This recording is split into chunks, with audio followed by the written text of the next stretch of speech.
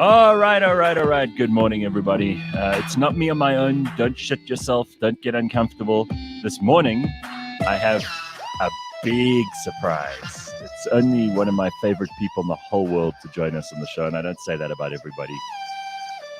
Here she is in all of her glory. Ladies and gentlemen, the great, the talented, the phenomenal Tumi Morake. Look at her resplendent in all of her glory this morning. Hello, Thank you, Tums. darling. How I'm are you, my here darling? for your oversell every day, all day. I love you for it. Thank you, There's no darling. oversell. Tumi is becoming one of those international people. I mean, first of all, you look amazing for someone who's up at whatever 2 in the morning or whatever it is. It's midnight. So thank you. You look great, but you are in Atlanta, and like we were saying, when I spoke to you just before the show this morning, Atlanta. The only reason most South Africans even know Atlanta exists is because of Felicia Mabuza Sattel. Remember her? With those long nails. She used to do that show. What was her show called? It was called. Oh my gosh! How can I forget this? And she had a theme song and everything. But it was called the Felicia Mabuza Subtle Show, wasn't it? I think it was. I think it was the Felicia Mabuza Sattel show. But reach out and touch somebody's hand. She used to do that, and then she'd interview these people. I'll never forget this one guy because my producer for my show on 5FM, Thabo Mudisani, used to watch Felicia, and he said to me his favorite episode ever. This sounds horrible, and I really hope this person is okay. But Thabo watched this one episode that he never forgot, Wow. and he used to say to me, he said what he loved about Felicia, she'd take anybody with a terrible story and put them on TV, right? And then they'd admit their horrible story, and then she'd go, "Oh, my darling, I'm so sorry that happened to you." Anyway, she got this guy on. I know this. We shouldn't laugh about this, and I'm not taking pleasure in his misery. I'm taking enormous enjoyment out of the way that Felicia handled this question and answer. So she goes up to him. She goes, "Tell us what happened to you, my darling," almost as if her producers hadn't told her what was going on, right? And she goes up to this dude and he's shaking. He looks a little unhappy. And she goes, "What happened?" And he goes, "Oh, Felicia, they raped me, Felicia, the whole night." Like that. But he goes, "The whole night." And he squints and she looks at him and she goes, "Oh," and she pats him on the head. And she goes, "Oh, I'm so sorry to hear that." And she turns to the next guest. No. You could only have gotten away with that in the 90s. I mean, but also, what do you say? I mean, if I was hosting that show, what do you say? What do you? Where do you begin? But the whole night, like that, the way he said, "Poor guy." I hope he's okay. When you get to hell and you're explaining how this is not what you meant, I really hope you're laughing this hard. Me, Felicia will have to explain. You will never see heaven the way you're finished. But you are in Atlanta with your husband, Al. That's what and she's. the children's friend. It's so sexy when you're like, "I'm in Atlanta." Go, "But where are the kids?" With the parents.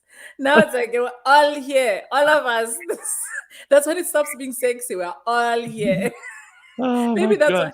Maybe that's why the American accent isn't loading, because the American accent is going, "You've got enough to deal with, I'll wait." Exactly. We'll get that. Although when you answered the call this morning, when I first put you online and you said hi, you went, "Hi, how are you doing?" You said it like that. I know you were putting it on, but you could do it easily. You could do that accent, right? To be understood. But don't you do it when you have to make an order at a restaurant or something, because they don't understand you otherwise? Only when I'm asking for water, I go water. But besides that, I go, "No, I will speak. You will understand me." I mean, this is, for me, Blackest America. I don't know if it gets blacker than this. On top of that, it's also very melting pot black. Like, you find blacks from all over the world.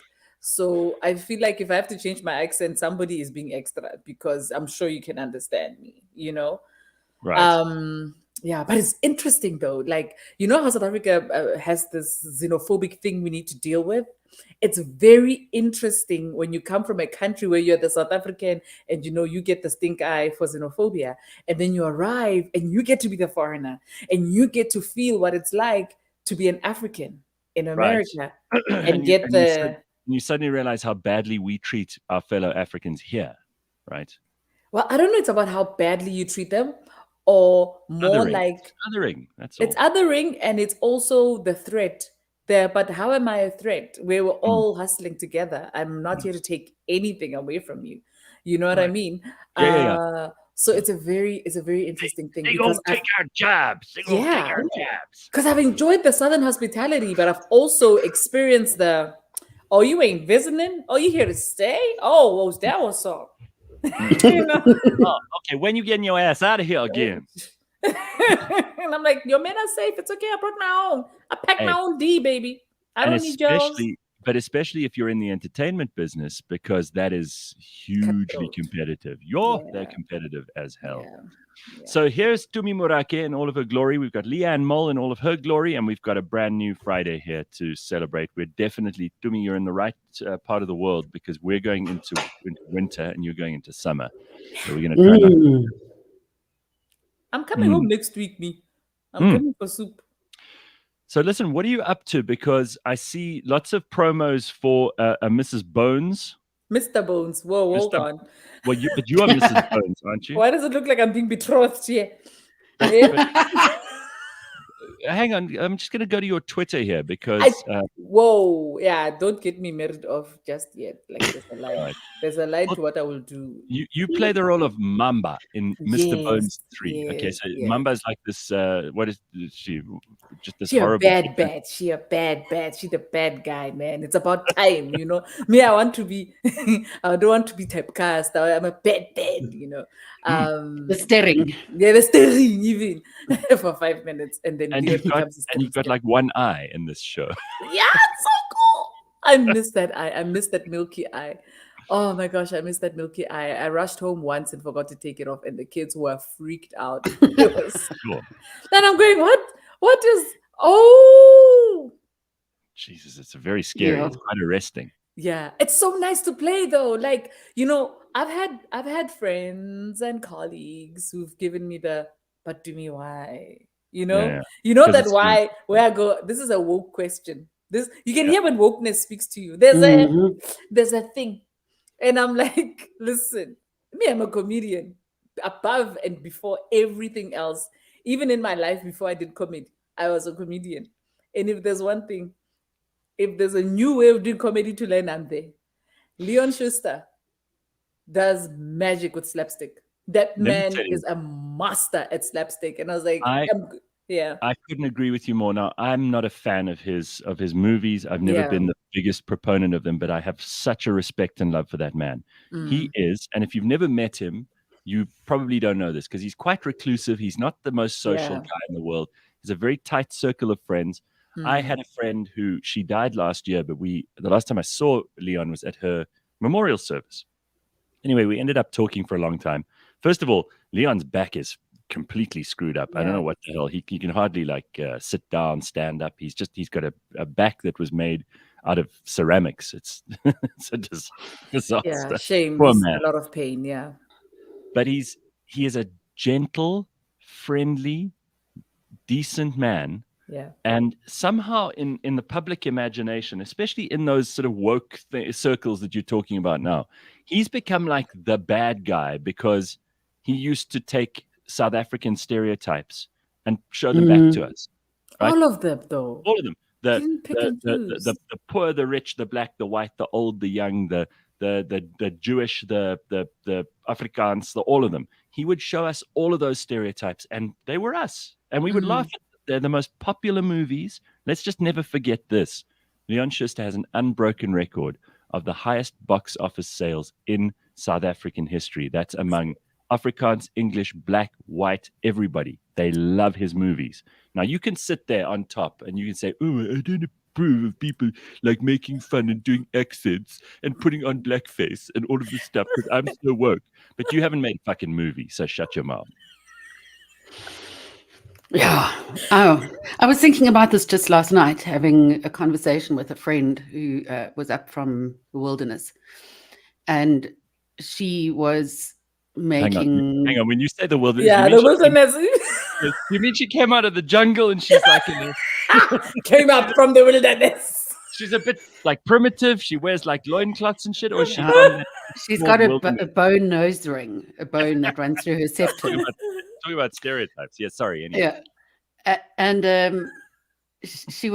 we were joking about things from the past that we hadn't spoken about in a long time, and this woke thing came up because I mean she's even older than me, which is very old.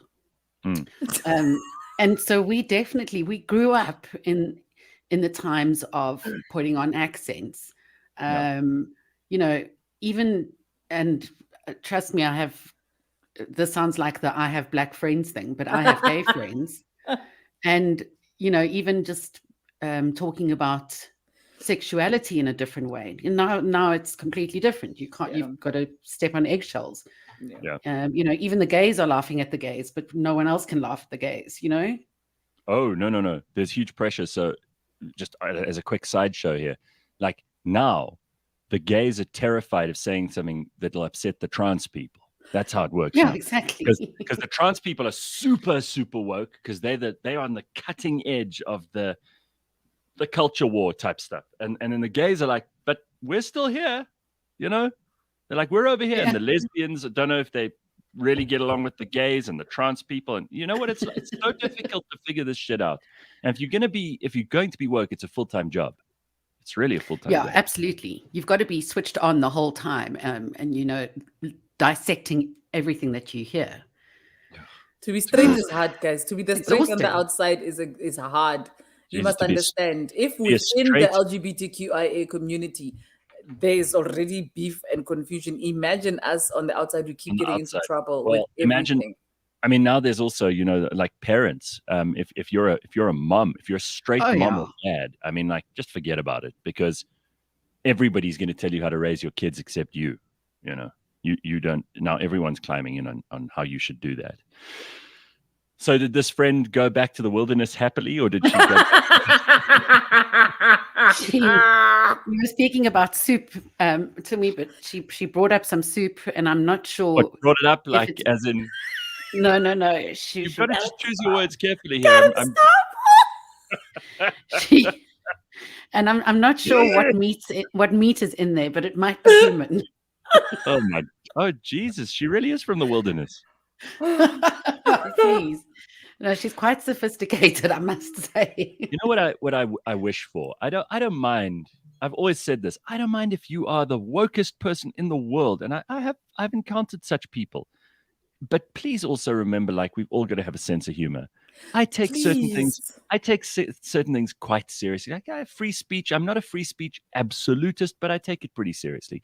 I like the idea of people all being given an equal opportunity. Yeah. That means a lot to me. I care about places in the world where you aren't going to be brutalized by your government. That's important to me. But you know what? Even though those things matter to me a lot, I can still have a sense of humor about them. I hope. Yeah. And I hope I've never got to that point where I'm like the self-righteous guy who's like, I don't think that's funny. If I ever say those words to you, anybody, and to me, you're always going to say things because you're a comedian and because you do, again, you're on the cutting edge of that stuff and it's becoming harder and harder to do. If you ever say anything, I go, I don't think that's funny. Just give me, just with a fist, like in the middle of my fat face, just hit me right there and break my nose. And I will thank you for it after. You know, when you say that, sorry, but when you say that you've just given me PTSD, there was a moment when we were shooting Mr. Bones where I had to hit Leon. And I didn't hit him hard enough because I'm worried about his back, right? Because he'd already fallen on his back because we get pretty physical. And I hit him, but he wasn't satisfied with the hit because he needs to react. And he says to me, take all of your anger about apartheid, put it in your hand.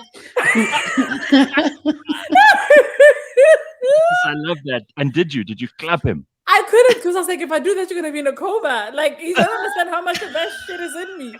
Don't make such invitations. Like, oh my God. But you know what? You know how I always test the water. I miss us having conversations where we can laugh about stuff. Because here again, some people would say, "Oh, you should never be able to joke about apartheid," But here you two are two funny people making jokes about something that you're trying to create for other people to be entertained by. And who's anyone else to tell you what you can and can't laugh at? And there will be people who'll be like, how did that not offend you? How did you not walk off that set? Why won't you? And I'm like, guys, we were working. We are working, and we do what it takes to do what we need to do. And when you're in a space where you've been given the freedom to say if you're not comfortable, if you're not okay with something, then you know that everybody's moving in that space of, we all know that we can't just push people here. Anyway, but that just gave me that thing of... So, Leigh-Ann, you were trying to say something and I interrupted you about how you test the water.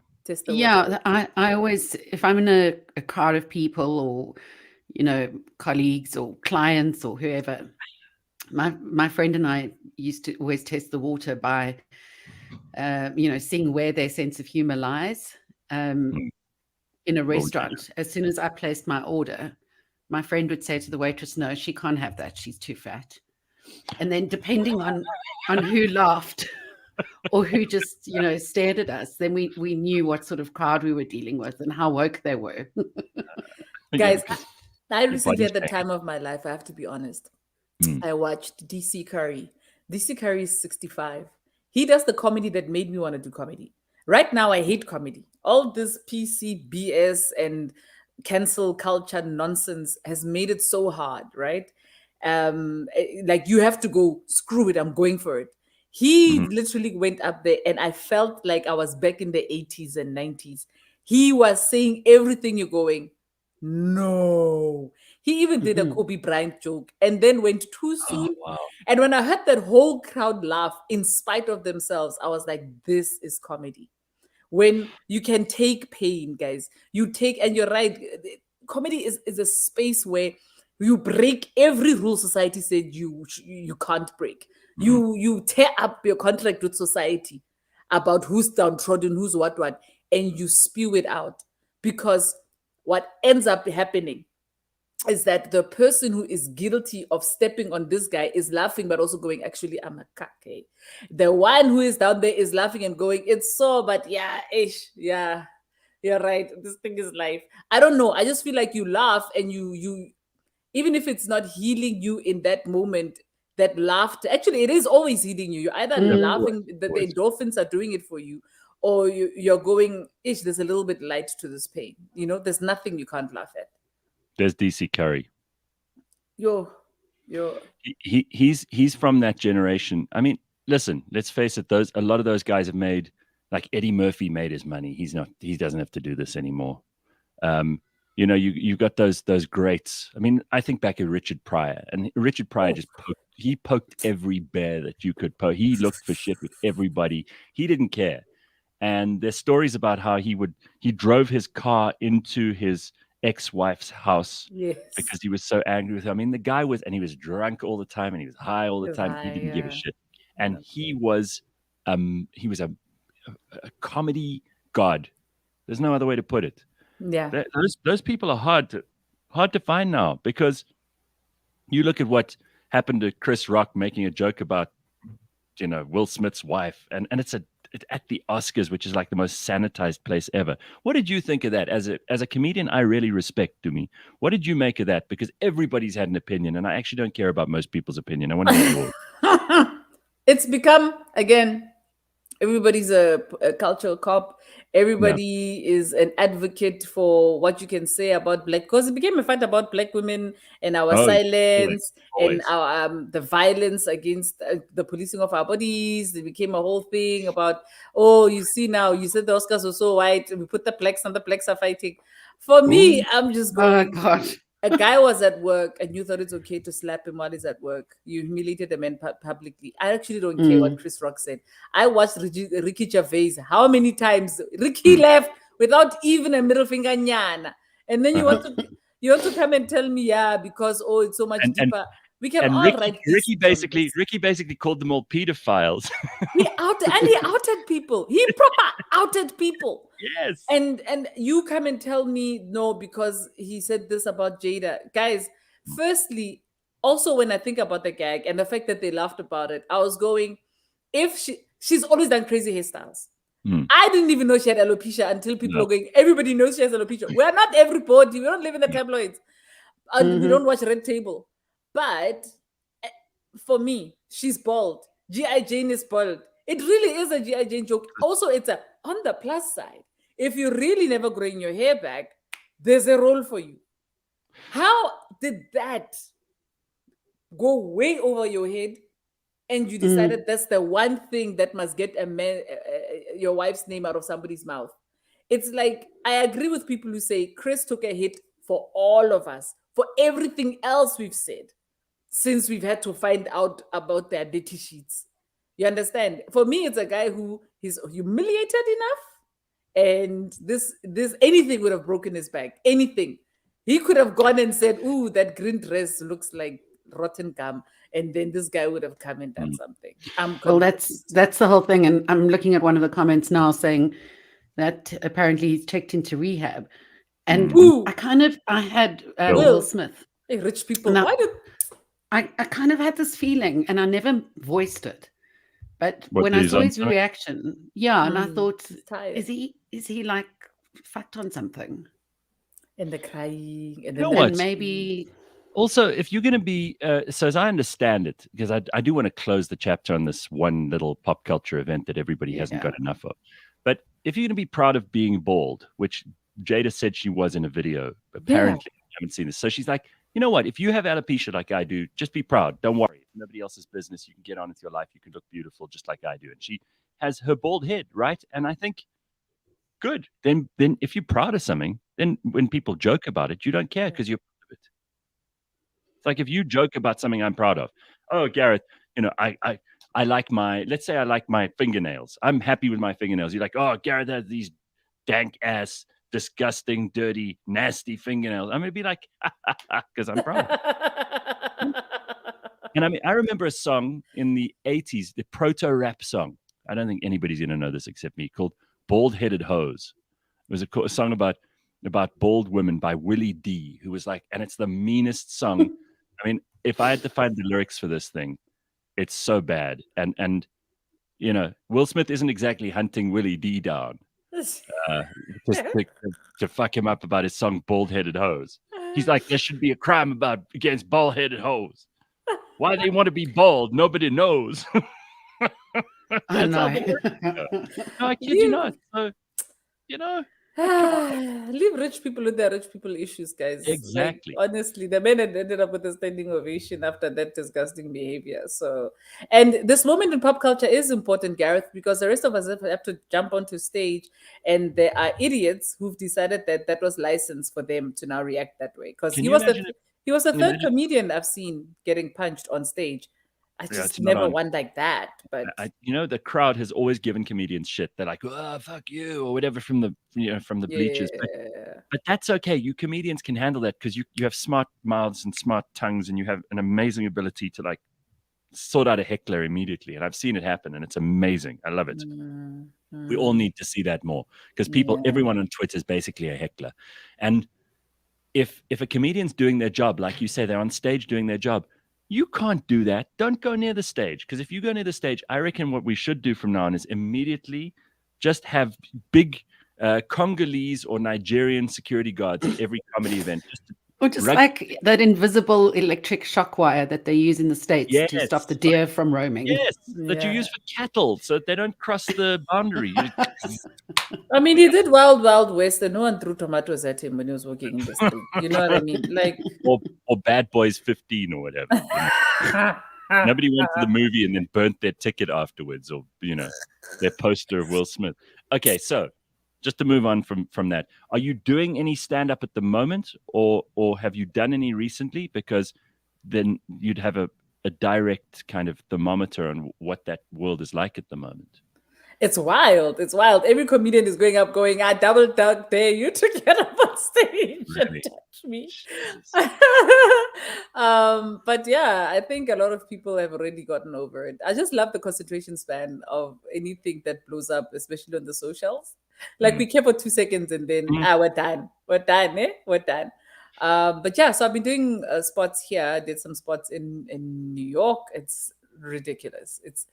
Guys, the world really is small. The world is slowly becoming one place. When you don't have to adjust your set. Because I remember in 2013 when I went to Edinburgh, I felt like I had a lot to do a lot of adjusting of my material so that we're all on the same page. I find that now that's not the case so much. The audience it felt so worldly, you have to do a little less work. Like you still have to, make sure people have a reference and a picture of where you're from, but it's not as hard to do. Well, if you told me that in the year 2022, the host of a major awards show would be a South African, and that the recipient of one of those major awards would also be a South African in the world context, I mean, we're talking about Black Coffee and Trevor Noah here, I'd have said to you, unlikely. And if you said to me the richest man in the world was a South African, I'd say, not possible. And all Rich three of those. enough to buy Twitter. I'm going to buy a piece of Twitter so I can tweet everything I like. He bought the biggest piece available. He bought exactly 2% of the goddamn company, and it's only $3 billion. It's like, what's $3 billion to me? Here, take it. Elon, you can't tweet that. Okay, let me buy the thing so that I can say I can tweet that. It's mine. I can say whatever. Oh yeah. I mean, that's the biggest slap in the face if ever there was one for Twitter. Apparently, Amy Schumer's joke about Alec Baldwin was scrapped from the Oscars, and now she's all bummed and boohoo about it. Well, you know what? Again, like I don't like Amy Schumer. I've always had trouble distinguishing between her and a potato, but I do like that she took shots at Alec Baldwin. I like it. Now Amy Schumer's even gone up in my estimation. You see, even someone I don't like telling a joke that is hilariously funny about someone I also don't like, I still give her points. You can do this. You're allowed to be 2 or 3 different things at the same time. You can. See, people. That's the thing, because they'll go, someone died. Well, they don't die anymore. It's not like you killed them some more. They're dead. You're right. They're gone. Not like Alec Baldwin's actual victim. She can die again in our memories, but otherwise she's pretty much dead. Alec Baldwin, he's still alive. Son of a bitch. It's warped. You see, people like us, we'll never survive in this world, Gareth. Well, I mean, look at how I started the show this morning, telling you that Felicia story. So, Congo Chris says, we've all got to support African-American-owned businesses. Use Twitter. Okay. Okay. Beautiful. All right. I took a split second to catch. Got it. No. We listen, it is midnight in Atlanta. Sorry, but Silicide says, was the joke shut down? Oh, that's beautiful. Oh, that's very, very nice. All right. Joke shut down. I love it. Tracy Bart says, Amy Schumer is just a sad potato. All right. Stop. Just stop, all of you. It's getting ridiculous. Right. So it is 6:30. Do you want to know what's actually happening in the world? And do you want some headlines? Do you want to know what's going on? Anybody? Anything positive? Okay, go. Well, funnily enough, a story that continues to plague us. I'm not a woman who needs protecting, says Jada Pinkett Smith. This is the latest. I would be so embarrassed if my man got up and slapped someone on my behalf. Really. Neanderthal. I'd be so embarrassed. Let me ask you both this. What would you do if you were sitting there and you were Jada and you saw your husband getting up? You'd grab his arm, right? And you'd say, come here. Listen, what the hell? This is the Oscars. What the fuck are you doing? So no. I would have just hung my head in shame. No, you tried to stop him first, right? Yeah, of course. If he's that wild. Thing is, Will has very perfectly done the perfect sweetheart, Hollywood sweetheart, yes. the safe black, the palatable, nice black guy. And then out of nowhere, he's misbehaving, Exactly. Oh, by the way, this is the best comment of the morning from Carl. He says, so Alec is a bold win, but Jada is a bold loss. Oh my God. People are on fire this morning. This is fantastic. All right, so the awkward and embarrassing Oscar moment that took place between actor Will Smith and comedian Chris Rock was the leading topic on radio, television, and everywhere else all over the world, including this show, I'm sorry to say. Will Smith, who actually bagged an Oscar award on the night, took to social media days later to issue a public statement on his pages where he apologized to Chris Rock for slapping him in front of a crowd. But Will Smith's wife had the following to say. She says, it was in the heat of the moment and it was him overreacting. He knows that, she knows that. Oh, hang on, this is not them. It's someone else talking. Here's what Jada says. A source close to the couple. In other words, it's probably got nothing to do with her. So here's what she says. She said the following. She goes, now at this point, I can only laugh. Now, y'all know I've been struggling with alopecia. Can you hear that? Yeah. Yeah. Okay, sorry, I don't know why it stopped, but let me just check that you can hear that. Here it is. Take a listen. Here she is saying her thing. And she seems very chilled about everything. Yeah. There's no tension here. Listen to this. Now at this point, I can only laugh. Now, y'all know I've been struggling with alopecia. It's funny suddenly. She can laugh about it. All of a sudden, one day, look at this line right here. Look at that. There's a line on her head she's pointing to. Look at that. Hmm. And so it just showed up like that. Now, this is going to be a little bit more difficult for me to hide. So I thought I'd just share it so y'all not asking any questions. But you know, Mama's going to put some rhinestones in there. I'm just going to make me a little crown. That's what Mama's going to do. And by the way, the whole time she's doing this kind of thing, she's if you're watching us now, you want to see what she's doing. She's going like this. She's going, she's like smiling up at the camera. Now, that doesn't look like a woman who's traumatized by her alopecia. She looks like she's got complete control of her life. I don't know why. Yeah. Can we talk about bad taste? Okay, there are jokes that can happen in bad taste. Go on. Okay. Then there are jokes where someone's going on the upside of your downside. Mm-hmm. And this is what upsets me. Go on. Because people are very quick to jump on this bad taste thing. Then there's actually a woman on Twitter who then called out a whole thing that happened a few years ago with me, and then was saying, even me, I must get slapped by Will Smith. And I was like, yeah, that's how you ride a high horse, by threatening a woman with GBV. That's exactly how you look like the better person. Anyway, he's going on the upside. Your bald head can lend you a big ass role in a huge cult freaking classic. That is not in bad taste in my books. That is a rough but on the upside kind of joke. You understand? Right. Yeah, he's not saying and by the way, well, your wife is ugly because of her, you know. And that's in bad taste. Like, I mean, come on, man. Well, here is a good point. Tracy says, speaking of trauma, the Senzo documentary on Netflix. I'm left with more questions than answers. Great documentary already. Who killed Senzo? Yeah.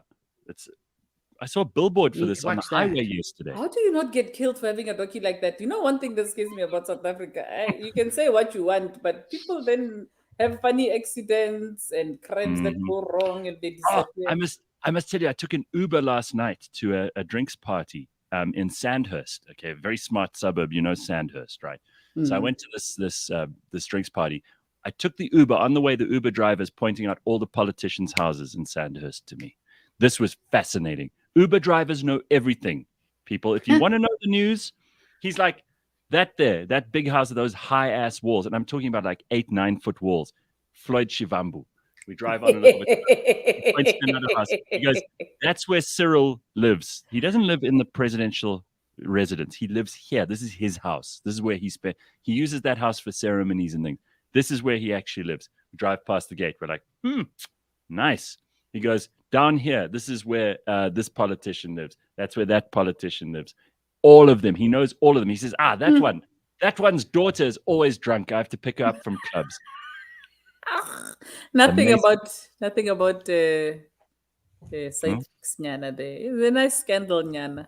Well, I'll tell you what. You want to know the real truth? Just ask an Uber driver who they've dropped off recently that's interesting, and just check those people's Uber ratings, because if they've got less than 4, they're obviously drunk all the time and are vomiting cars and all that kind of shit.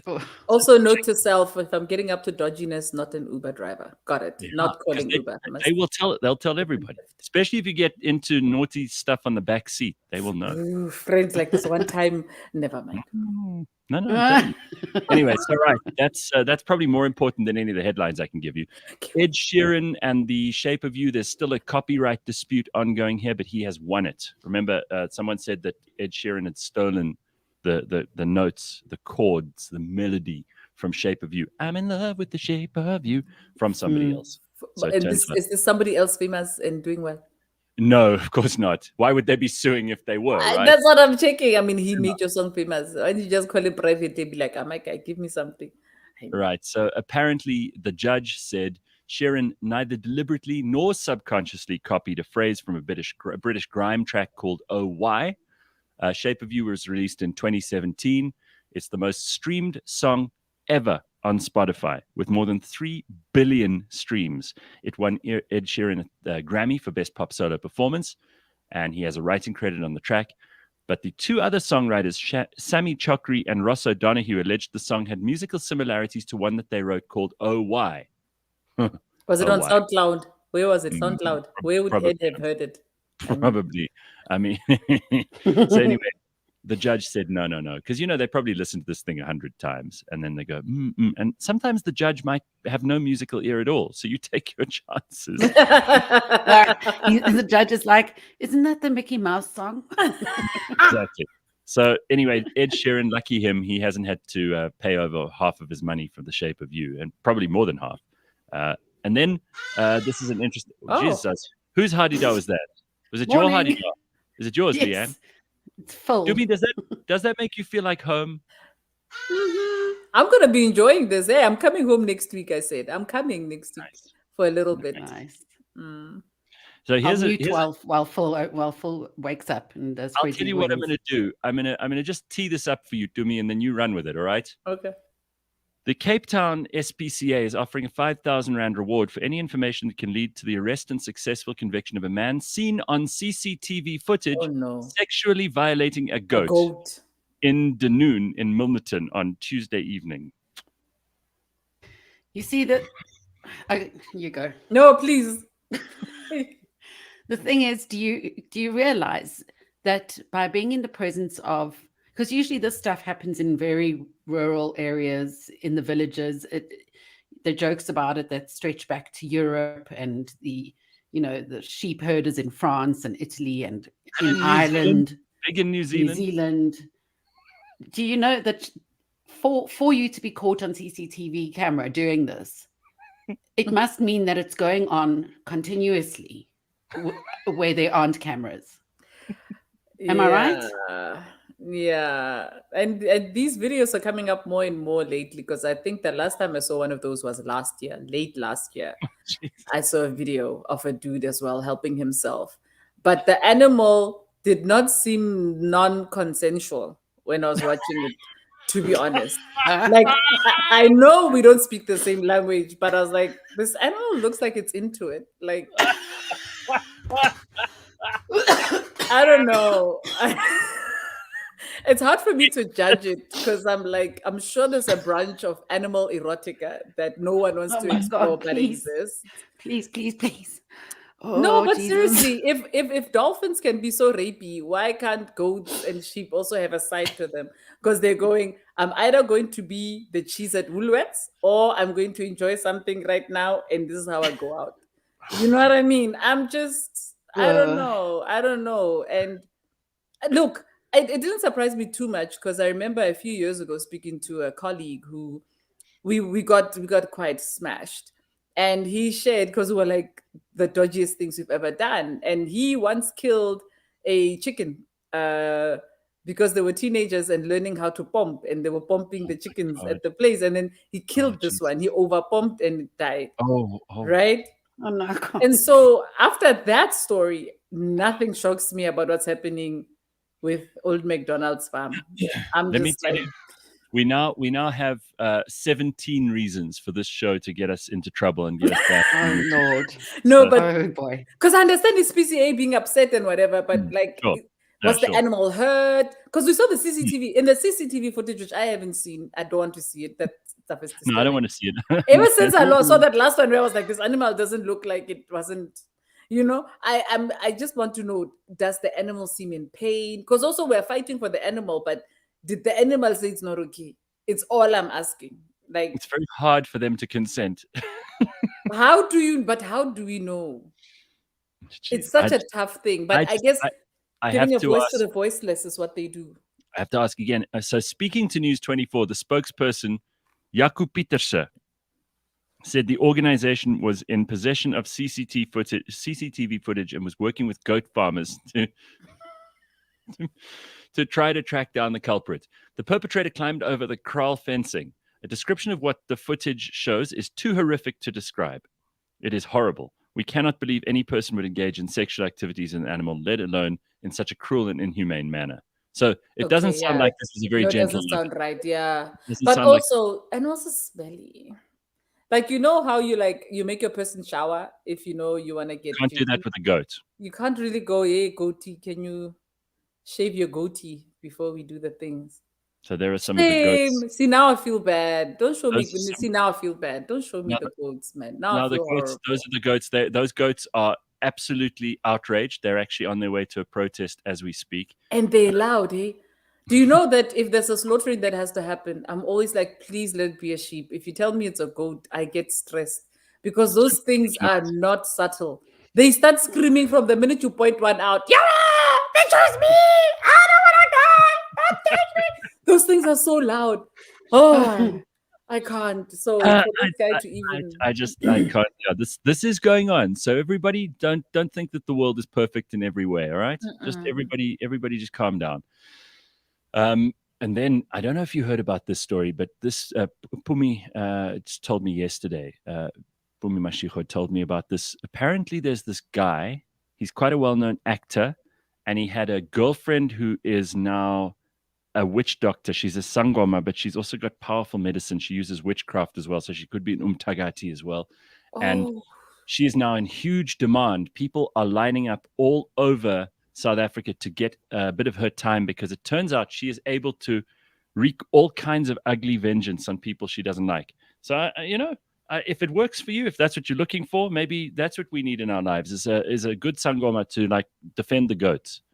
If we're going to be slaughtering them, then there's got to be someone to look after them. But let's separate the witch doctor and the sangoma for a second, because I mean, I'm growing in my journey of bosangoma, and I find that people who do dark things have moved away from their calling. They've moved away from the point of this thing that's supposed to be about healing. Because for me, when you're coming for revenge, just as a person who's going, I'm going to go commission this chick to get revenge on this guy, you are basically saying, I'm ready to dabble in the dark, and I'm ready to dance with the devil. And you think the devil is going to go, yeah, these are the rules and the terms and conditions. I'm going to stick to all of them.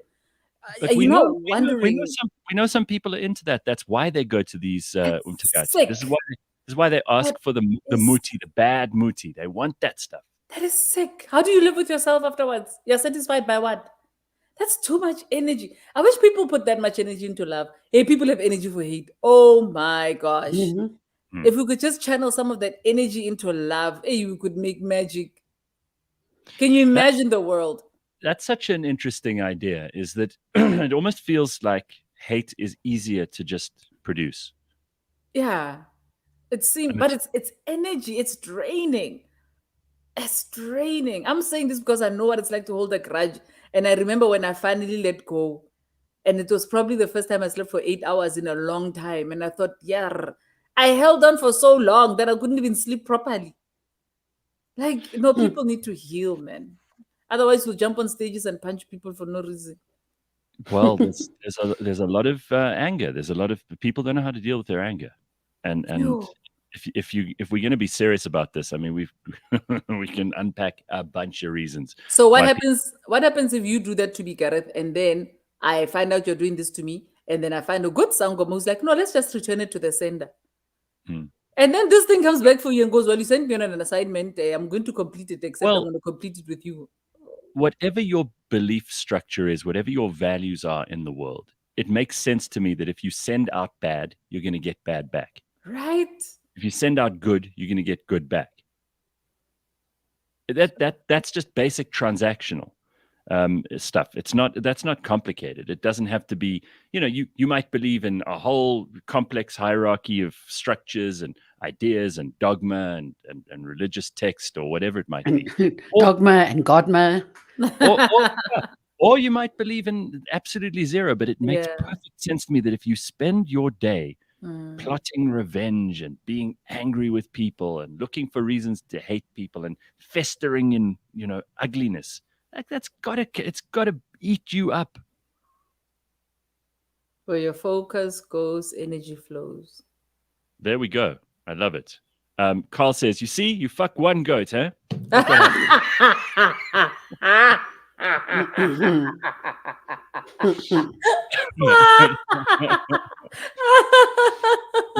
Yonda says, hate is the polar opposite of who we are, and we gravitate towards it when we are not happy. That's exactly right. Very well put. Everybody's going through something, and I feel like this panoramic we are coming out of just made it worse. The panoramic just took all of us and all of our issues that we had packed away and just freaking broke the wardrobe for all of us. Yeah, it brought on the crazy, that's for sure. It really did. And I think we're all going through something. I think the day we all realize it's not just you, everybody, just take a minute and just... Yeah. Right. Not hard to do. So Leigh-Ann has got something fun for us to do just before you go, Tumi. She's got a quiz for us. Your life is under threat and you might have to run in a second. What do you take with you? This is about emergency bags. Like I've often said, I keep an emergency bag in my car, which everybody laughs at me. They're like, what the hell's wrong with you? And I know it sounds a bit paranoid, but here, now we put this to the test, right, Leigh-Ann?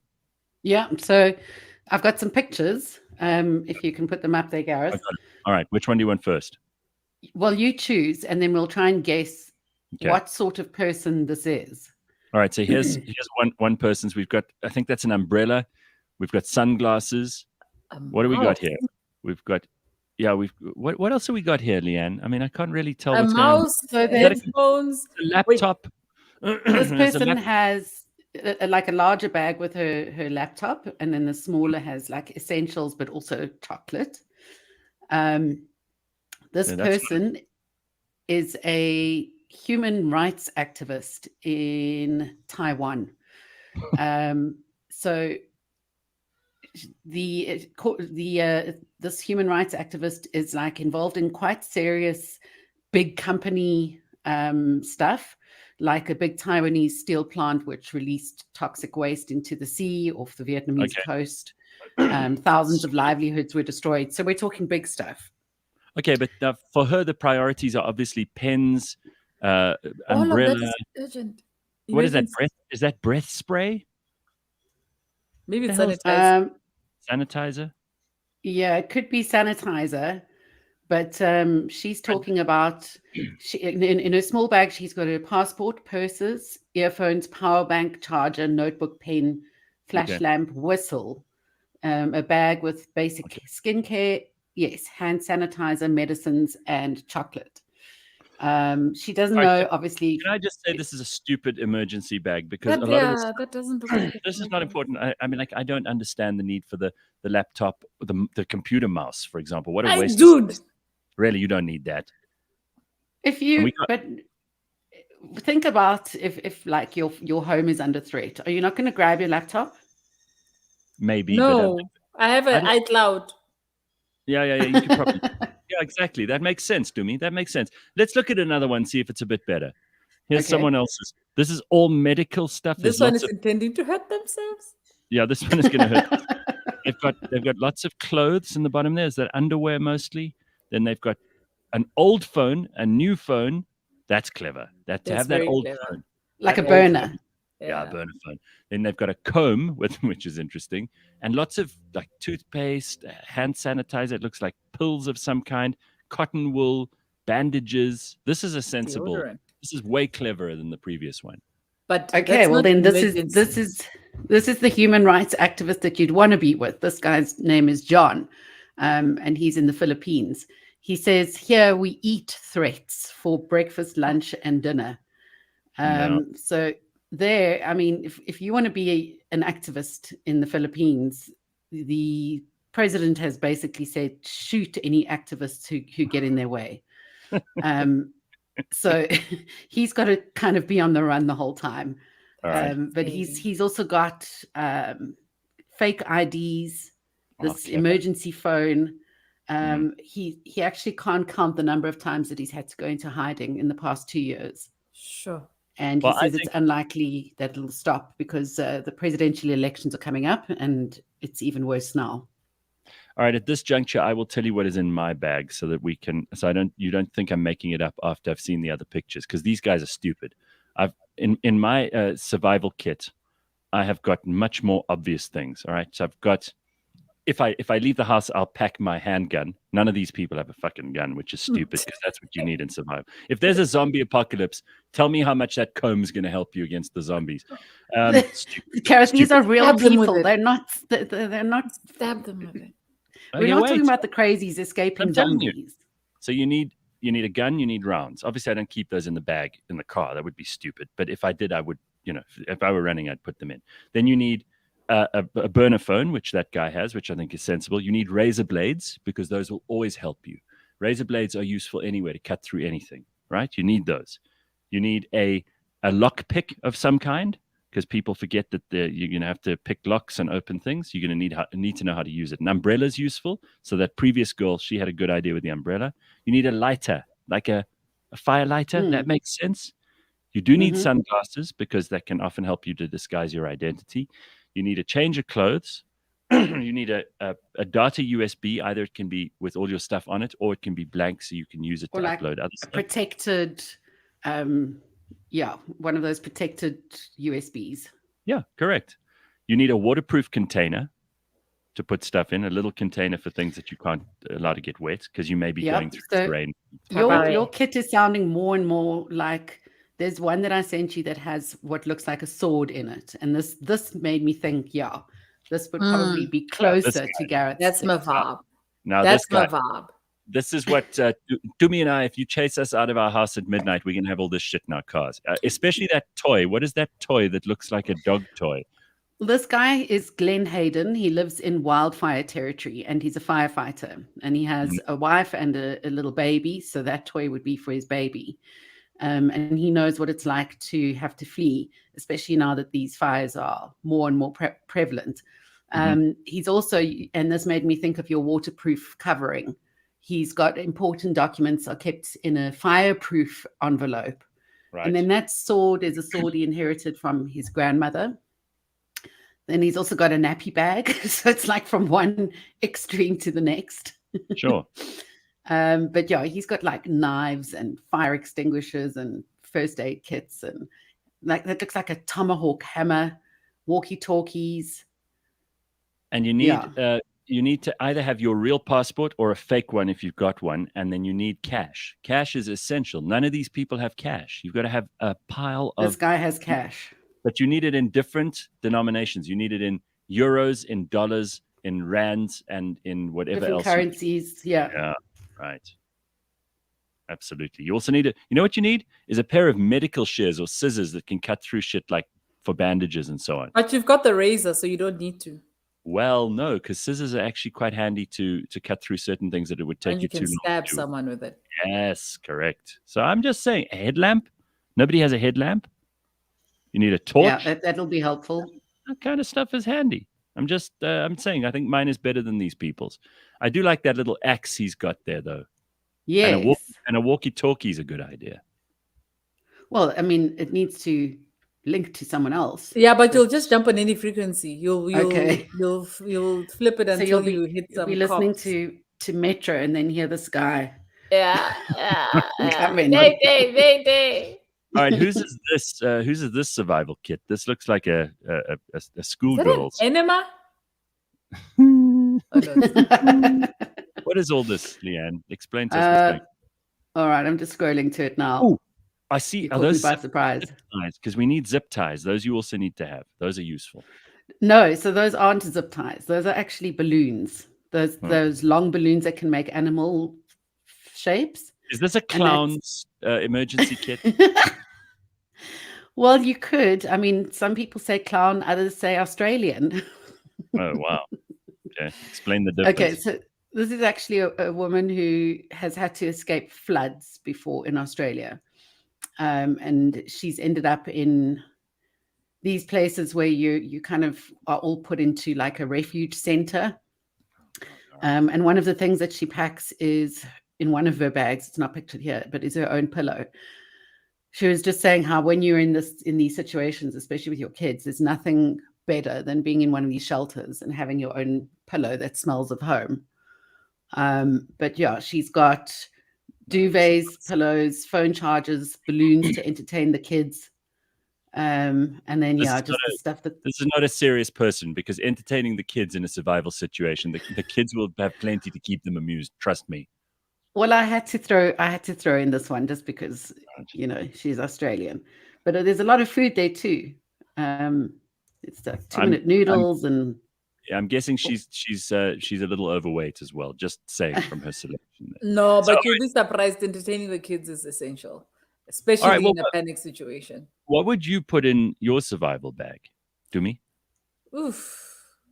A phone, matches. I'm good. That's it. Yeah. I would put in definitely one of those big 3-liter boxes of wine. Oh no, no. My thing is this, friend. A carton of cigarettes. Yeah, maybe some heavy painkillers to take the edge off. I'll put maybe a carton of tampons and some weed. Tampons are useful for not. You can get tampons for cigarettes. Actually, no, it's an emergency. Let's not get tampons. You must use the cups. You use the menstrual cups. And then, to be honest, the reason I'm not taking a lot of things is because in case of emergency, break glass for me is, honestly, don't judge me, my vagina. I feel like as a woman, there is very much in an emergency situation, there are things this thing can help you get. Like if all hell broke loose and I was like, I can't get, I'm going to offer it. Yeah, it's very true. Congo Chris says, I would take Leigh-Ann. She has survived everything, and failing that, all I have to do is run faster than her, and her bag sounds lit. So just grab her bag and run. All right.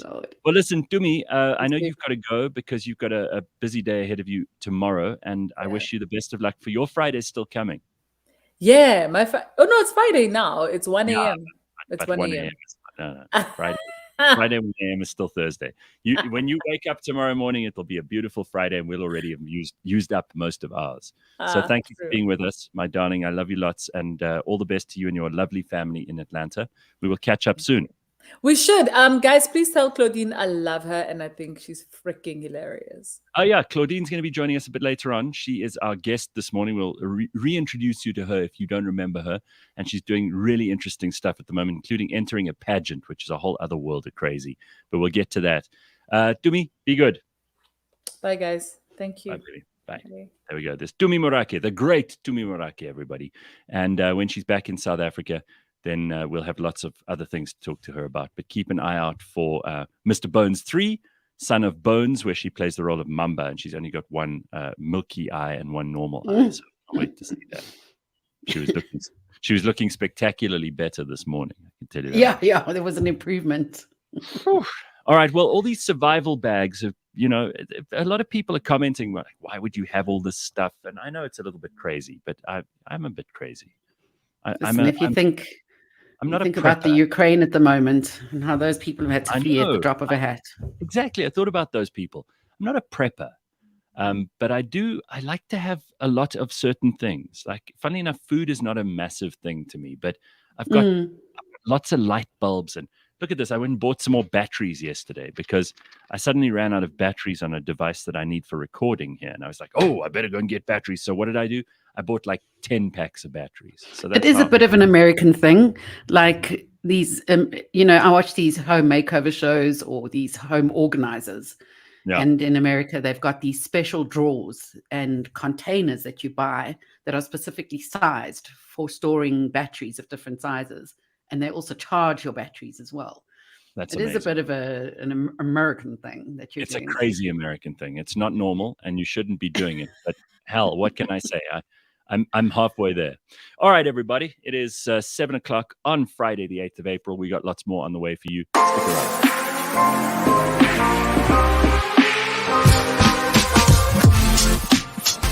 Up Up next in the Auto Trader podcast, what have you uncovered when it comes to tire safety? And so I think there's three different things that have been kind of spotlighted by journalists.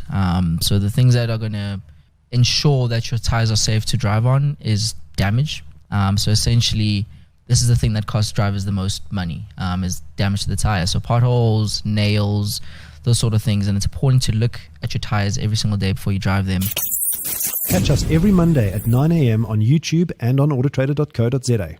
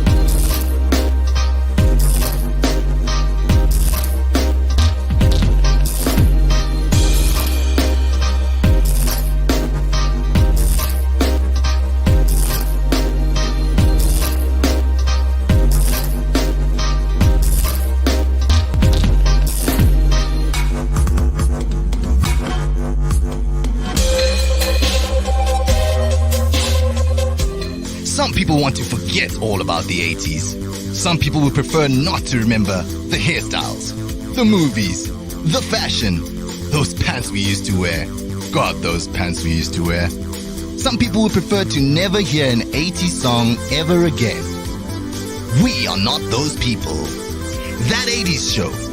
Music, movies, obscure references, and so many unchecked factoids. Fridays, 9 a.m. on Cliff Central. People say we're stuck in the 80s, like it's a bad thing.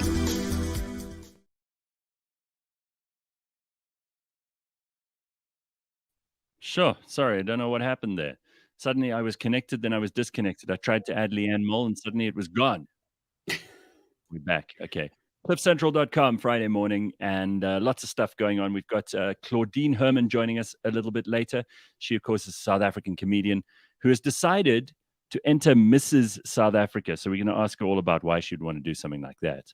But she'll be joining us in a little while. We've also got a little later on Phil Coetzer, who's, of course, from DeWitt Motors. And we haven't spoken to him in a while. And he's got lots of updates for us. We're also going to find out about exactly how it all works, because somebody I know just bought a car from Phil. And I can tell you the story was awesome. So if you are looking at buying a car, this will be the kind of thing that you need to just tip the scales in favor of buying it now and buying it from them. And also Auto Trader a little later on with George Mienie. So plenty of good stuff still to come. Just by the way, the 80s show are speaking to all of these, I don't want to say has-beens because that's not fair, but a lot of these big stars from the 80s. They've had interviews. Just the other day, Barrett was talking to Terence Trent D'Arby. Do you remember him? Oh my word! Yeah. What was his song? What were his songs again? Been a wishing well, kiss and Wishing, kiss and tell. Yeah. Mm-hmm. With the whistling, yeah. That's how it goes. Anyway, they were talking to Terence Trent D'Arby. They've spoken to who's the guy? Chesney Hawkes. No, it wasn't Chesney Hawkes. It was some other dude who did a song like a Chesney Hawkes type song. But my God, they're dredging up these amazing, talented artists from the 80s who are only too happy to do interviews with anyone who'll ask at the moment. And it's fascinating because they've got real stories. Like Barrett was telling me On Wednesday afternoon, we were filming something, and he was telling me about some of the little things these guys drop into the interviews about, kind of these rivalries that the record company created between him and a very famous pop star. And you can only tell these stories now because the other very famous pop star is dead.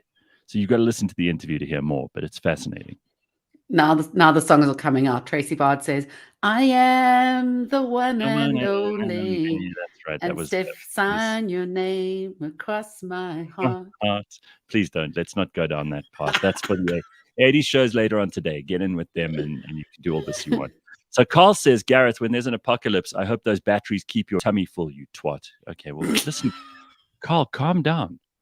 Why don't you worry about you during the apocalypse and let me worry about me? Okay, really? Yeah, that's the thing. You only have to worry about yourself in times so like aggressive. these. Sheesh. So angry with the world. All right, what are you doing this weekend, Assy? Anything fun going on? I've been invited to my landlord's home, which is right here, for dinner on Sunday night. I suppose you have to go, right? Well, you can't make excuses. You can't say, I'm sorry, I won't. I have to do, they know. So we'll see how that goes. Otherwise, yeah, just catching up. I've got some work to do. Nothing too much interesting. You're not off to any fantastic destinations? No, hell no. You're done for now? Well, I mean, listen, after being in Mexico and doing a little overseas trip, which is the first one I've done since lockdown, I'm in any hurry to head out again anytime soon. And I like being at home. This weekend, actually, no plans, but I've got one of my friends who's out from Abu Dhabi, and he'll be visiting. So we may do a dinner or something on Saturday, but otherwise nothing, zero. It's nice and quiet. Oh, no, wait, there's more. If the weather is good tomorrow being Saturday, I'm going... Not looking likely right now. No, thanks very much. Thanks. You're already ruining my story. Should I just stop there? I'll just stop. No, please, tell us what you're going to be doing in the rain. Don't worry, tomorrow's going to rain. That umbrella's in your emergency pack, right? Lost interest. I've got to ask you a question just now. Just remind me about the non-alcoholic beer. Okay, when we come to it just now, I'll ask you about that. But okay, if it is nice weather tomorrow, then I'm going shooting. We're going clay pigeon shooting, but the whole family. So my dad booked this. He told us about this 2-3 months ago. It was like a big thing, and he's like, everybody put this in your diary because he's got a new shotgun. So my dad wants to go and test out his new shotgun on the clay pigeons, and we've booked for the whole family. So now everybody's coming. My sister's shooting too. My Will your brother, mom give it a go? No, she doesn't like guns. She won't be, but she's coming, and so is my brother's wife and the 2 little boys. They're too young to actually hold a gun, so we won't make them do that. But, yeah, there is a limit on these things.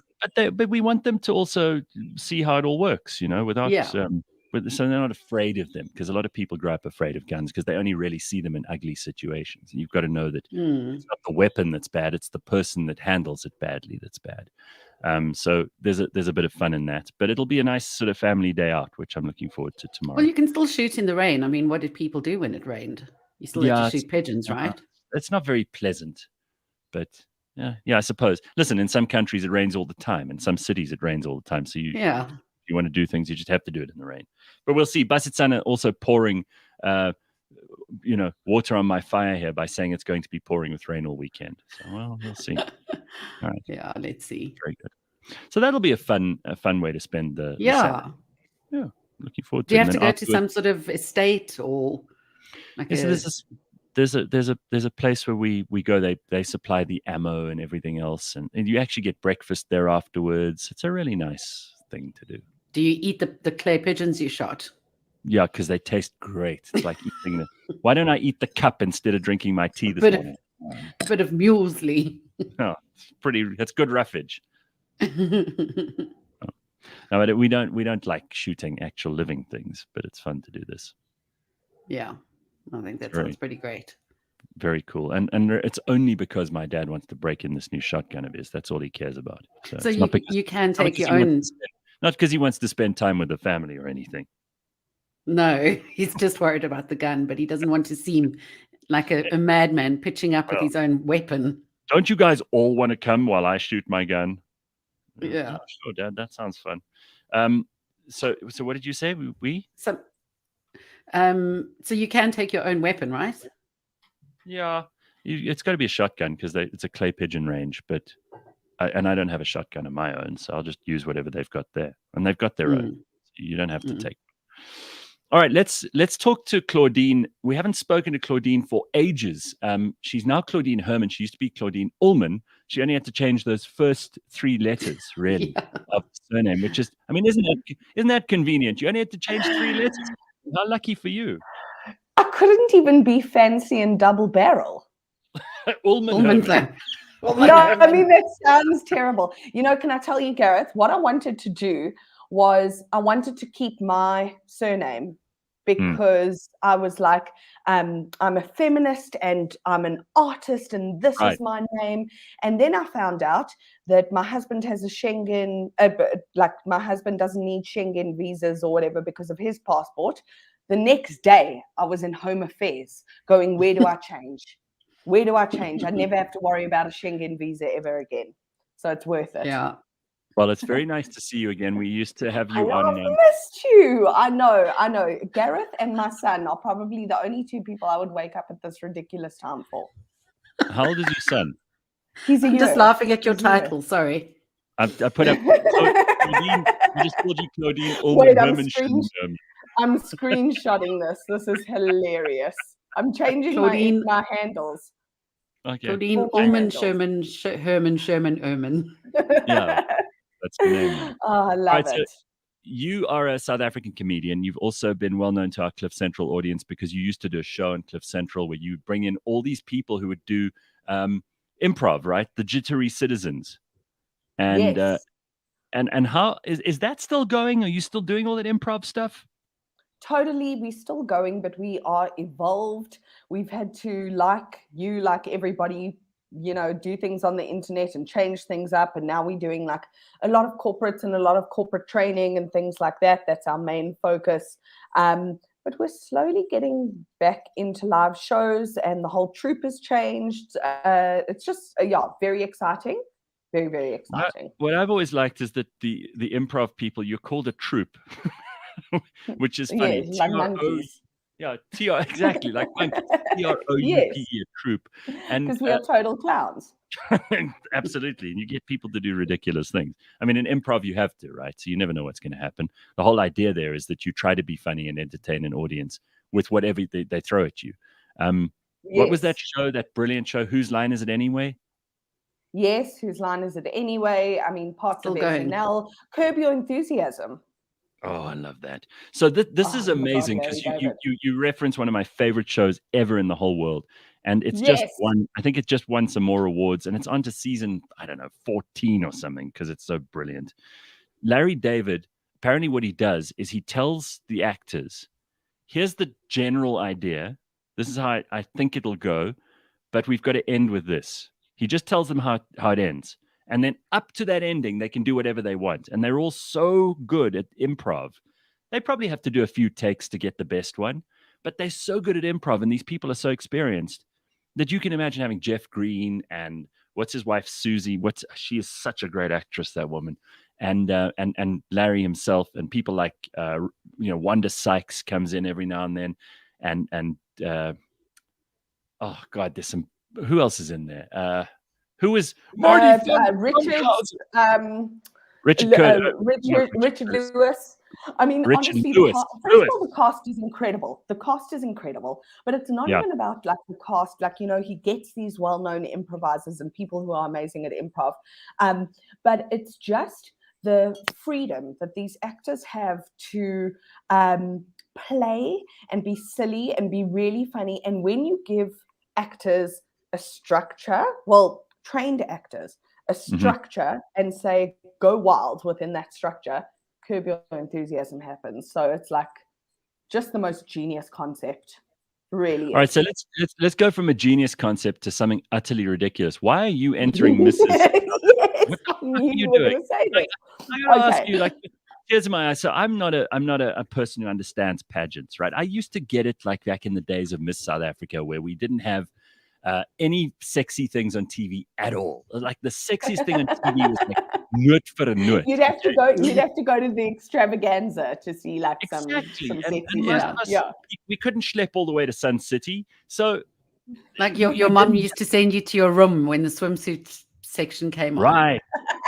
We Close your eyes, my darling. Miss South Africa was all these gorgeous women from all over South Africa, and the most you'd get to see them is one of those 80s one-piece bathing costumes that come up high on the hips, and with kind of, it's like a little more retro and conservative than some of the stuff people wear now. Certainly no bikinis. That was not allowed. But that was the hottest thing on TV. And in fact, like rich businessmen in South Africa used to watch Miss South Africa and then try to meet those girls afterwards and marry them. Many of them did, obviously. That was the whole point. Is like Miss South Africa was the showcase for these. It was like the Reed dance for rich white South Africans. It was rich white South African. I mean, I was out of it. I didn't watch any of this. I'm not going to lie. Miss South Africa. None of this inspired me. Okay, I'm not going to lie. I am going to be the hottest thing on television, but none of this inspired me. I entered Mrs. South Africa thinking, oh my gosh, this is going to be the funniest shit I've ever done. Because it is ridiculous. Because it's ridiculous. I am not. Look at this bod.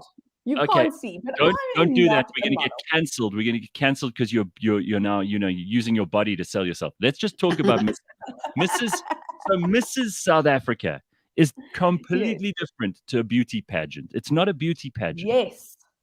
What is it? This is what I have discovered. So I thought this is going to be the most amazing comedy fodder. I'm going to have, the opportunity to create hilarious sketches. It's going to be so funny, which I still think it is going to be so funny. And I do have that opportunity now. But after doing the workshop and being around the other ladies and seeing that this is actually a program or a journey about self-development and women empowerment. And they've said to us, if you want to start a business, here's access to a business coach, a life coach. This is how you brand yourself. This is how you sell yourself. Sounds horrible. Gareth, stop it. Stop it. A lot of people pay money for MBAs and shit like that. I know. I'm getting it for free. Okay, so I was like, this is the best sort of training I've ever had. After this, I'm going to be a PR bloody giant. Yeah. And I'm so excited. Let's talk about this. So, you are a semi-finalist already. 5th of March 2022, you became a semi-finalist. You were announced virtually on the Mrs. South Africa official Instagram page. Now, it is a platform. Here's what they say. All right, I'm just reading from the press release here. The platform that celebrates authentic, relatable, and modern South African women. Mrs. South Africa recognizes the value of marriage and the essence of being what they call a bona fide woman. All right, so this is. I think there is nothing wrong with any of that. Anyone who criticizes that stuff, I think you're criticizing the wrong thing. It might sound a little bit twee and a bit cheesy, but to me, those are qualities that I actually think are extraordinarily powerful and endearing and inspiring, and frankly, something worth looking up to in a woman. If you're authentic, you're relatable, you're modern, you have a take on important things, you recognize the value of marriage. I think that's good. I think that's really cool. So do I. I also went in, to be 100% honest, I didn't know much about the pageant. As I say, I thought it would be really funny, but I went into this whole thing judging Mr. South Africa a little bit, thinking, oh, this, from the outside, oh, it's not so cool, and it's, it's not like me to enter, and, I'm probably not going to get very far, but it's going to be really fun. And now I'm like, oh my God, I need to get to the finals. I want to win this. And what do you win? What do you have to win? Or, and like, what do you get if you win?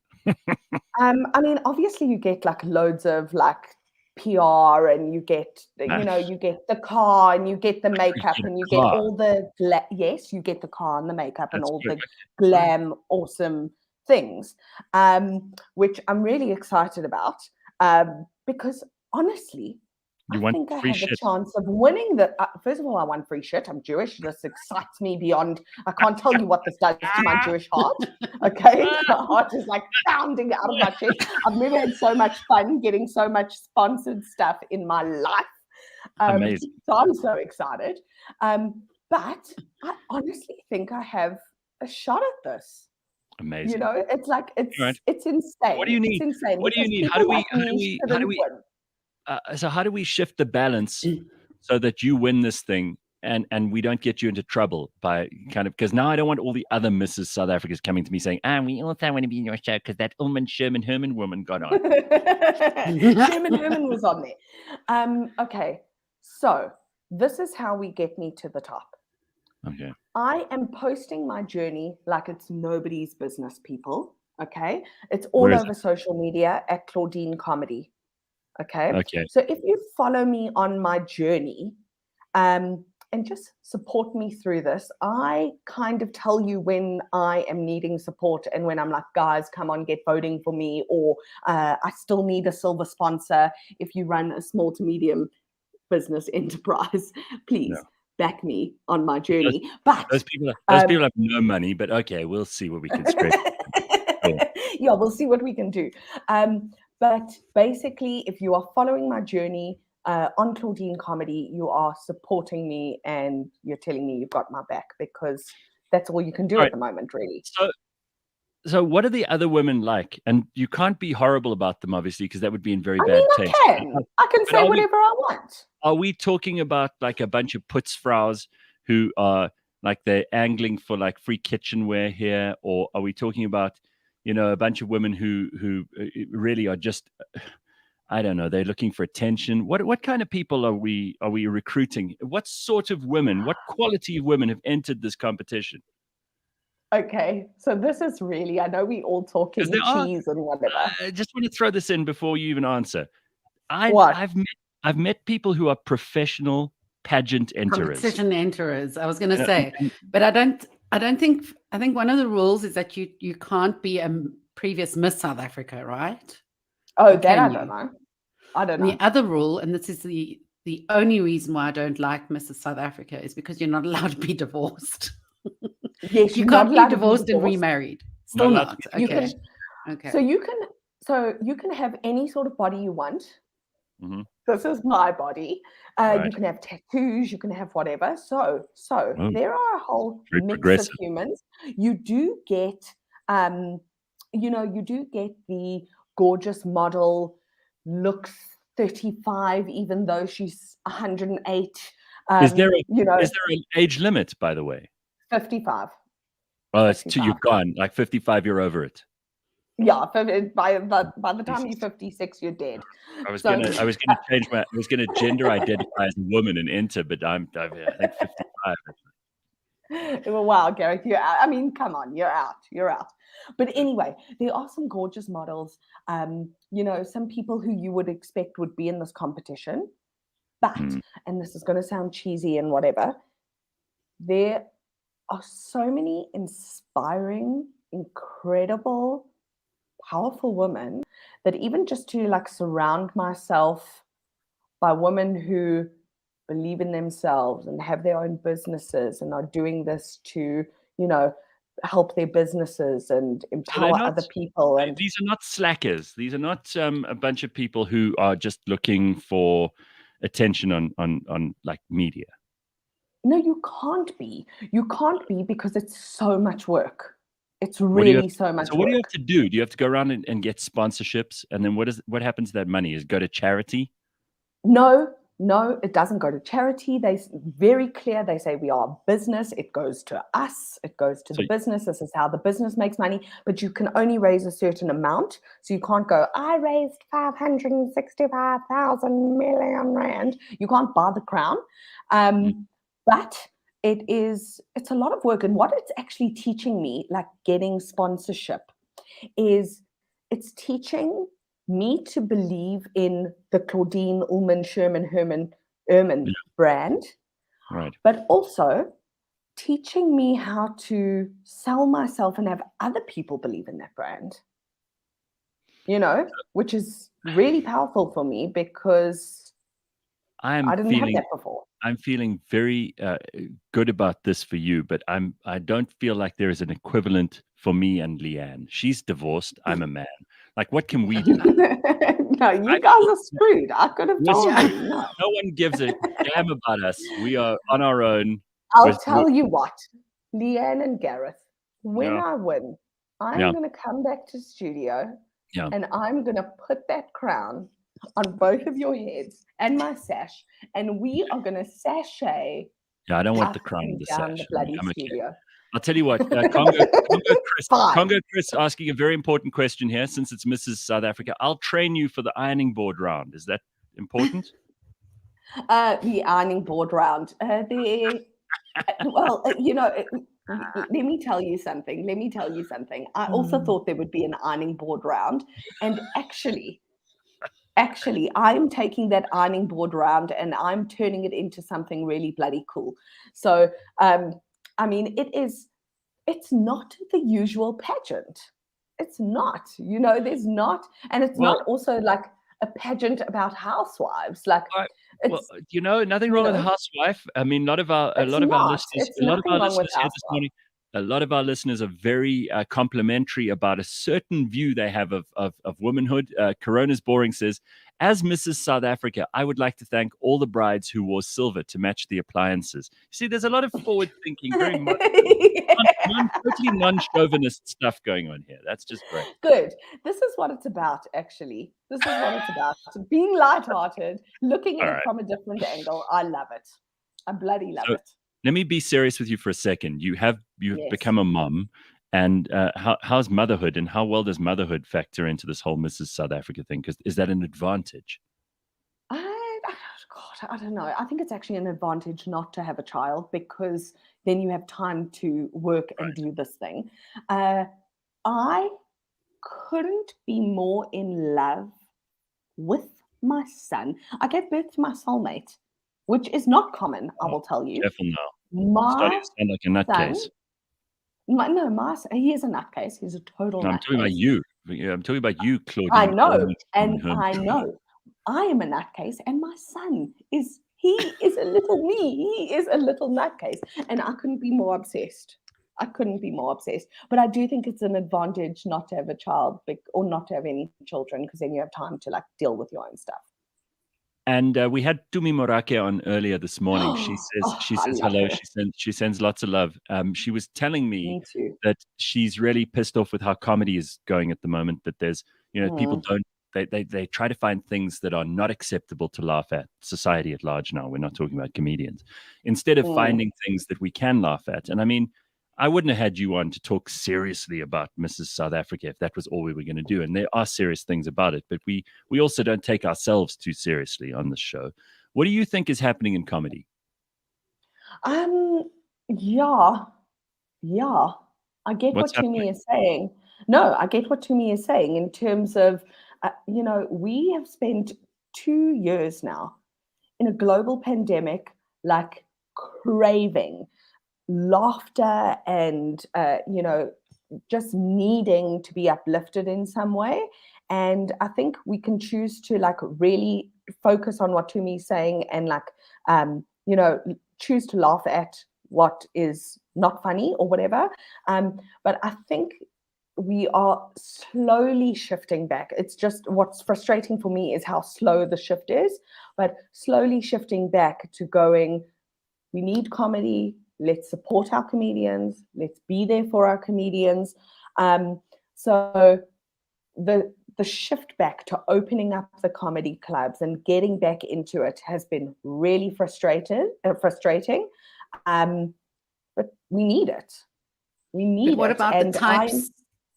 What about the types of material? What about your material and the types of jokes that you can and can't make now in a woke society?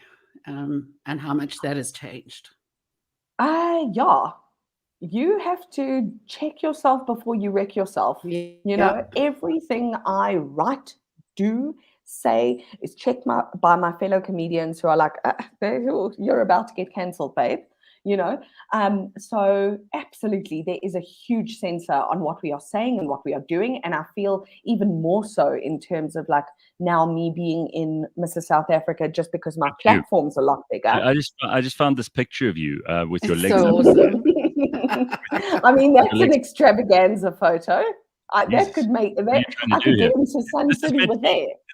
PG rated, honey. What are you doing? Your husband's going to come in. Your husband's going to pull you off that stage like Will Smith when got Chris Rock off the stage. I mean, I know. I can't even lift my legs up like that to get off the couch when I'm watching TV. I mean, neither can I. Neither can I. I'll tell you something. After having a child, my legs don't even. Oh, they don't okay. go anywhere. They don't go anywhere. There, all right. I'll tell you what. You actually, you've said enough. I mean, I think you've said enough. I think we've done very well here. We've got Claudine Herman Sherman, who is, of course, well known to our Cliff Central audience and someone who we will support in South Africa. Go and follow her at Claudine Comedy on all the social media and see her journey as she takes the crown. Even if it's violently, she'll take the crown from all the other ladies on the Mrs. South African stage. Totally. You got it. Is there a big event at the end of this? Obviously, crowning? Gareth. I mean, I have to be runway ready by the 1st of July because that is the semi-final. That's the winter ball, and then the 11th of November are the finals. So I'm ready.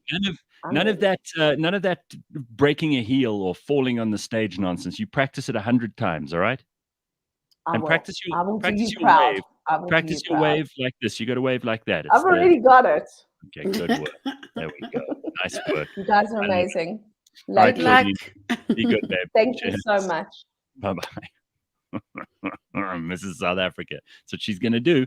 And I hope she wins it. I really do. Claudine Herman. 100%. And Leigh-Ann, I'm sorry that you are, as a divorcee, you're just not allowed to do these things. No free cars for you. No free. Because you know that's the only thing stopping me from entering Mrs. South Africa. You would have. Don't pretend you didn't want to. I know the extrovert I am and how I like to be judged. Unfortunately, you are sullied by your divorcee status. That's the problem. I'm a used woman. Yeah, no longer acceptable. No longer the kind of woman who is exemplary in any which way. You got to just find something else. I don't know. Go work in a soup kitchen. You know what? My mom and I were actually talking about it the other day. How she was a divorced woman with a child when she met my dad. So yeah, and it was quite difficult being accepted into a family where their beautiful virgin son was marrying this sullied woman with a child. Yes. You know, it was tough back in the 80s. Not easy. Oh, it's been tough the whole time. I mean, poor old Princess Margaret, she became a huge alcoholic just because she couldn't marry the man that she wanted to because he was divorced. Ooh, just unbelievable. Imagine how many... a big excuse like that to become an alcoholic. Well, you're living proof of that. You've made it accessible to everybody. Congo Chris has got a good point. What does he say? I'll marry Leigh-Ann so she can at least be Mrs. Congo. Yeah, Mrs. Congo. Oh, gotta love that. All right. Very, very nice. Ms. South Africa is the next one. Maybe they should have a Ms. South Africa, says Corinne. Yes, an MS. Then the divorcees can take part in that. I got to tell you, like, one of the things that I think is utterly ridiculous is male pageants. I know this is going to get me into trouble with some people. Yeah, it's, what, I think a lot of it's got to do with ego and getting a name out there. To me, it's similar to entering The Bachelor or Big Brother, anything like that. It takes a certain type of person to do that. Yeah, I'm not really convinced that any of these male pageants are particularly interesting. I don't understand it at all. I don't get it. Not any part of it. It makes no sense to me. And I don't think I'm the only one. A lot of these pageants are crazy, but then in some small dorpies, this is the best thing that can happen to you is to become like Mrs. Klerksdorp or Miss Betal or whatever. I mean, it's a big deal in these little towns, and it always has been. Yep, my friend won Miss Parkhurst back in the day. There we go. You see? And where would she be today if she hadn't won Miss Parkhurst? Exactly. I mean, I remember at school we used to have a pageant at the school for all the girls to take part in. It was a big deal. The winner of that was a lot of prestige to it. So I mean, who might have knocked it? And if you're a guy and you want to enter pageants, you go ahead, but don't expect me to watch. That's all. Not a big fan. All right. Woody says, start your own pageant for divorced people, and the prize can be an entry for Boersoeke Vrou. That's a great idea. Oh, that's a good idea. I demand a doctor, South Africa, says Dr. Robin. Now, that's cool, because you could have only doctors, and you can have men and women enter, and then they compete for Doctor South Africa. But no, that's too many rights, because doctors can already enter these competitions, and they do. How often do we see contestants that are doctors or winners? Someone says, Carl says, Gareth, you're offending Leigh-Ann. Her cousin Michael was a Mr. South Africa. Michael Mole. Cousin through divorce. But yes. That doesn't count then. We've figured that out. Another reason why I can't enter the pageants is that divorce. Damn it. Wow. Look at Tembisa says, I was Miss NY70. I don't know. NY? New York. Nailstrom? I don't know. Nailstrom. Maybe the 70 plus category. I don't know. So it's all very confusing, Tembisa. Thank you very much. All right. Just before we go to Phil, one last comment from Goldashik says, we had a fashion show at school. All the girls became anorexic from it. They canceled that very quickly. Oh. Yeah, it's not for everybody, you know? But well done to those girls for taking ownership of their bodies and getting ready for that pageant. That's all I'll say. Yeah. Go, women. Yay. All right. It is time to catch up with Phil Coetzer. Here he is. Are you in your office, Phil? No, morning, guys. No, still at my house. Yeah. Oh, well, it looks very. Look at this. This is very professional. This house of yours. It looks fantastic. I like those. Thank you very much. I like those shutters in the background. Is that the bar in the background there? What's going on there, Phil? We can probably call it the bar. Yeah, that's just where all the glasses are. Yeah. Fantastic. We haven't spoken to you in a while, Phil. So first of all, absolutely, yes, yeah. Welcome back. Last time I heard you overseas, and yes, I did. I went to Mexico. You'll be pleased to know I didn't take your new C-Class Mercedes with me to Mexico, but I have been. I've still been driving that, and I have to just start off by saying again, I am having such fun driving this car, and it gets a huge amount of attention. By the way, everywhere I go, including filling up with petrol, which has become, and we can discuss that in a minute. We've discussed it almost ad infinitum this week, but people are really sickling with the petrol price. First thing first, because you're the guy we go to for advice, is there any value to having diesel or petrol anymore, or are you going to be screwed by the fuel price either way? Well, I mean, it's at these stages, it's more about it's a taste thing. I mean, your fuel consumption are pretty close to one another. I think your diesel are still better than petrol vehicles, especially. I mean, you've got the diesel one. I just need to go. Yeah. So that's that's as good as it gets. I mean, the C220. I mean, is the fuel consumption in that vehicle is phenomenal. So if you drive like very slow, like 100 kilometers per hour on the highway with cruise control on, you can probably get to like 21 kilometers per liter. So absolutely, which is fantastic. So yeah. So I mean, so a lot of us when we buy a car, the advice used to be diesel's better for fuel consumption. Diesel's better because it's the engine lasts longer. Is all of that still true? It's I will say, I mean, so the diesel will probably have a better trading value when the vehicle is still under maintenance. Where it will be the other way around when you're buying and selling your petrol vehicle, when it's older than 100,000 kilometers or 5 or 6 years or so, then you'll probably get a better price for the petrol vehicle. So that's one of the things you can consider. It's how long you're going to drive the car for. So I've figured out a couple of things because I've now been driving this car for a few weeks, and there are a couple of things that, Leigh-Ann, you'll even be impressed by this. It has, first of all, tire pressure monitors on all the tires, so you can actually, while you're driving, see the tire pressure on each tire, and it also gives you the temperature of the air inside each tire, which is unbelievable. It's amazing. I have to open my door and look and see if the veil looks a bit pop from the top. Exactly. That's what I had to do with every other car I've driven up to now. Also, I mean, I know this is stupid, right? But this is one of the coolest things.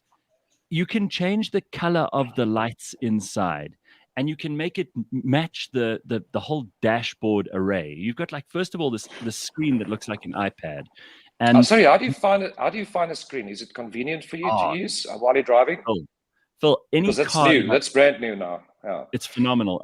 Any car that I drive after this that doesn't have that is going to feel like I'm driving something from the 90s, because it's huge. It's unbelievably responsive, because, you know, a lot of the cars, and I don't think I'm going to upset anybody by saying this, but a lot of the cars, they don't make iPads, they make cars. So a lot of the stuff was, especially in my old Land Rover, you used to have to press like a couple of times to get it to respond.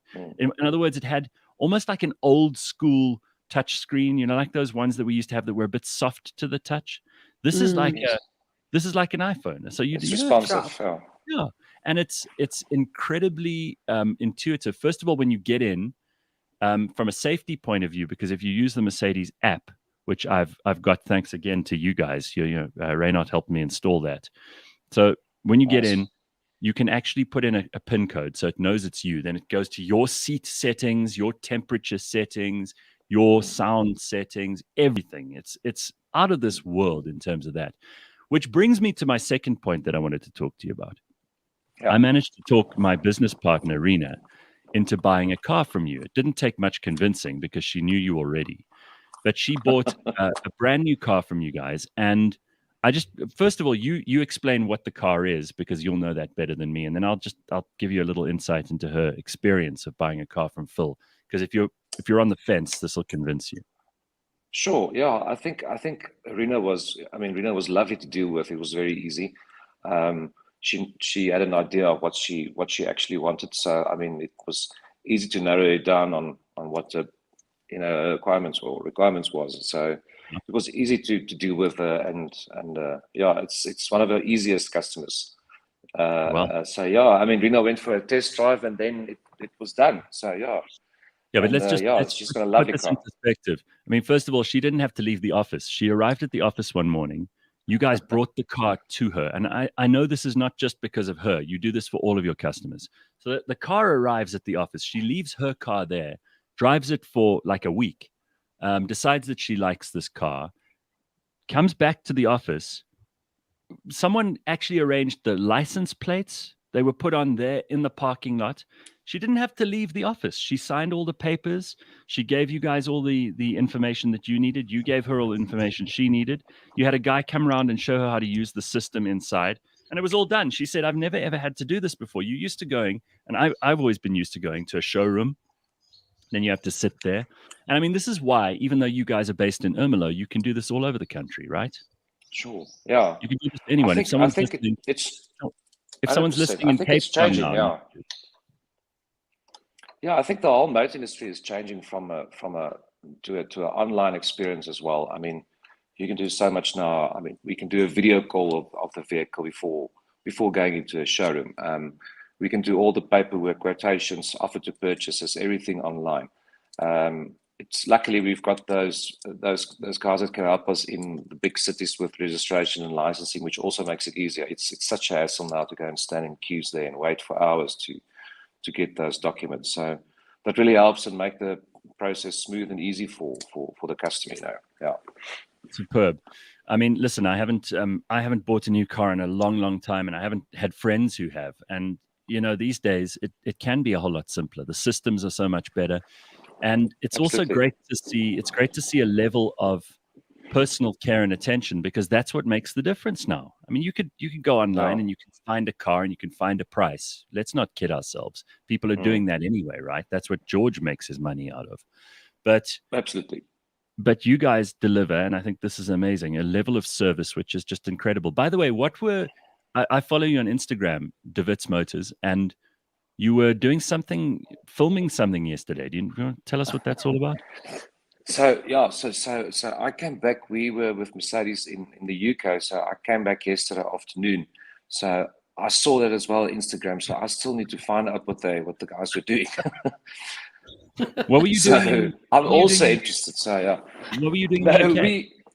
We were with Mercedes. I mean, so we've got a different parts strategy for the future, where like distribution wise and logistics to get parts sooner to dealerships, and service and maintenance vehicles quicker, and just the whole process again for the customer to make it more smoother, and make it a little bit more cost effective as well for the dealers as well. So we went there. Yeah, just interesting enough. I mean. While we were there, I mean, 30% of all vehicles now retailed in the UK are electric.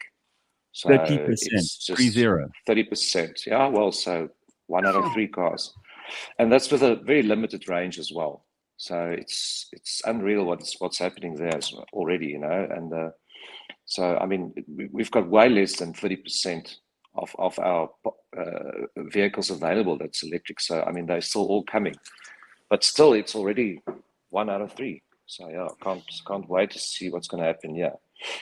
How long do you think it's going to take us, Phil, to get to the point where we're at 1 in 3 cars on the road? It's difficult. I mean, so they didn't expect the uptake at all. I mean, it's massive for them as well.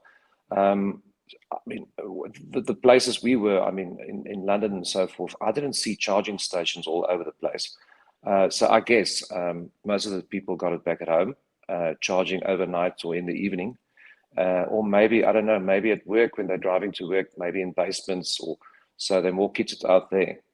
So it depends. Yeah, I mean, you're going to get your charger with your car when purchasing electric vehicles, so which you can easily set up in your home.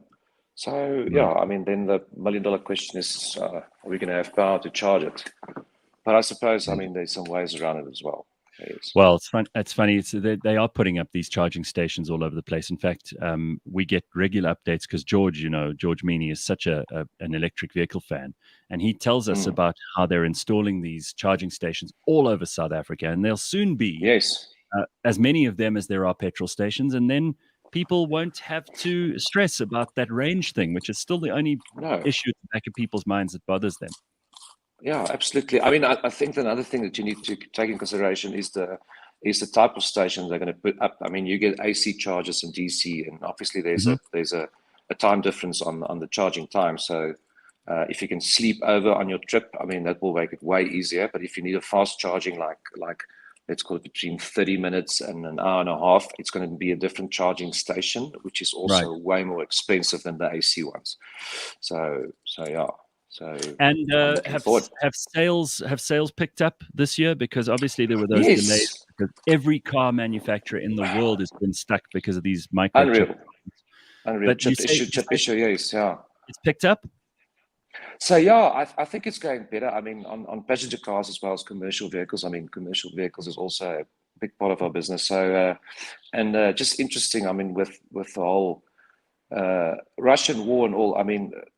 Vehicles are not going out to Russia anymore. So now, I mean, if you put your hand up, I mean, you're probably going to get more stock this year. Vehicles that should have gone to Russia. So we're anxious on seeing if they can redistribute those vehicles, that we can get a little bit more this year. So which will help really well. So I mean, it's because we are short and we're selling out of pipeline. So you need to order today and get your vehicle in 3 or 4 months at the moment. So. It's not like the past where you come into the showroom and you pick one and you drive off. So, yes. Well, you can follow DeWitt Motors, as I do, and you can find out more DEWIT Motors on Instagram. You can also get to their website, dewits.co.za, and Phil and all the other brilliant people there will help you out. And they really are doing exciting things. You need to, obviously, if you want to get a new car in 2-3 months' time, get your orders in ASAP, because they are looking at pipeline and supply problems here, not demand. Demand is high. Supply is the only issue. That's a better problem to have than the other way around, right? There's a fine line, I mean, it's always. I mean, would you like too much stock? Rather than too little. So, but yeah, I mean, it's working in some ways, but we can do with better. I mean, we're selling. We used to be close to 28,000 vehicles per year. And last year well, it's obviously on a national basis, and last year we were under 10,000. So if we can take it back to around about 15,000, I think we're in the money. So yeah. Awesome. Well, listen, Phil, always good to catch up with you, and thanks for making time for us this morning. We will see you guys. 100%. Soon. And make sure that those people in Ermelo behave themselves. Thank you, mate. Thank you, sir. Cheers, Leigh-Ann. Cheers. Cheers, guys. Nice to see you. There's Phil Coetzer from DeWitt Motors. You can find out more by going to their website, dewits.co.za. And they do, as I can vouch for with my business partner, Rena, buying her new car. And she bought it just like any other customer. I can promise you, no special treatment. That's how they treat people. It's amazing. You don't have to leave the house or office. Yeah. The last car I saw her driving was the convertible, right? No, she's so canned still that. She's had that for so many years. This was a big thing for her. No, she's changed to a lovely little Mercedes, and it's beautiful. I drove in it on Wednesday. We had to go to a meeting, so I said, we're going your car this time. Anyway, so that's cool. And if you want to find out more, you can find him on the web. We're going to be joined by George Mienie in a moment or two. It is Friday. Woohoo! If you're ready for the weekend, put your hands up. Yeah. We had Tumi Morake on the phone. If you missed her, you can go and listen to that on the podcast. You were going to say, sorry, interrupted you? I'm still at the stage where, since the pandemic, that things don't feel that different between a weekday and a weekend day. There's still not that massive, like, I'm going home from the office thing, for the weekend. Leigh-Ann, that's because you drink on every day. So. This is true. But yeah, maybe people I should sit in it. People are still wondering where you were last Friday, but we'll leave that alone. Oh, gosh. When you wake up and your phone's done an update and the PIN, you haven't put in your PIN, so people are trying to phone you. Yeah, it was that. So that was annoying. That sounds like a great excuse. I believe it, don't you? It sounds pathetic, but it's the truth. Yeah, the dog homework as I wish it was more exciting than that. Yeah. Like in the old days, where I'd wake up in my garden. Show me your homework. If the dog ate it, show it to me. Yeah. All right. Inside the dog. It's so convenient. George Mienie, how are you, sir? Yeah, I'm good. And you, Gareth? How was your trip? Good. Awesome. George, have you changed the art in the background there? That looks nice. Yeah, I put a couple of... Well, it's just a little bit closer. Oh, very nice, George. Nice. Look at that. Look at what's going on. And there's some fancy lighting going on there too. George, very professional. We got a complaint from someone who listens to the show this week about some of our guests who come on, and some of our regulars who come on and have shitty sound, and they don't have a very nice camera, and they don't have a good picture. And no one has ever said that about you, because from the very beginning of the show going online, because you used to come into studio just like we did, you had it very professionally set up. So many kudos, George, to you for getting this right. And it's not hard to do, right, George? Tell everybody. No, we may have jinxed it though, because George, your screen is a little bit bouncy. I just thought I'd put it out there. Well, yeah, it's probably because I moved my chair now. So yes, Leigh-Ann. Leigh-Ann, who didn't even pitch for last week's shows. I mean, she's giving you trouble. Can you imagine? So, George, well done. No, seriously, it's not hard to do this stuff, right? People need to learn to use this this new means of communication, because this is how we do meetings and things now. You do it better, and you can talk to people all over the world. Makes sense. Yeah, I mean, I think you could take a cue from a guest you had on before, which was a friend of yours and mine, Gareth, which is Richard Mulholland. I don't know if you remember that show that you did with him, where he said the way you're perceived on a video is as important as the way you're perceived in a meeting room. Right. And I think that kind of aesthetic is important. You often get people on video that I have meetings with, and I feel like the camera's at the bottom and you're looking up their nose. It's terrible. And it's not just us, because I watched something on the news the other day where one of the ministers was sitting like this. Yeah. It's like you're the baby in the cradle looking up. Exactly. All right, let's move on. We've got a huge agenda of things to talk to George about this morning. Where do you want to start? Well, I want to start with a lockdown project, a father and son lockdown project, as a matter of fact. And let me just pop the link to you there, Gareth. A father and son lockdown project. So they had nothing better to do, this father and son, so they decided to build or turn this Ford Fiesta. Remember we were talking about this boat car truck thing a couple of weeks ago? And that one couldn't go on the water. This one can actually go on the water. Proper James Bond. Do you think they heard us saying, why build a car that looks like a boat if it can't go on the water? And they fixed it. Exactly. I remember you saying that, Leigh-Ann, and this father and son duo actually fixed it. So this car can actually drive on the road, and it can go on the water. Very massive improvement. So I like this. The fact that it is completely amphibious is what sells it to me. Father and son team, proving that you don't need a huge team of engineers. You don't need massive corporate money behind you. You can do this.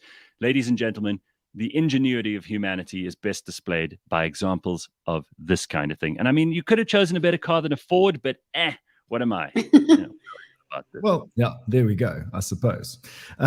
Sticking with Ford, however, Ford has tested traffic lights in the United States along with a Ford Cougar plug-in hybrid.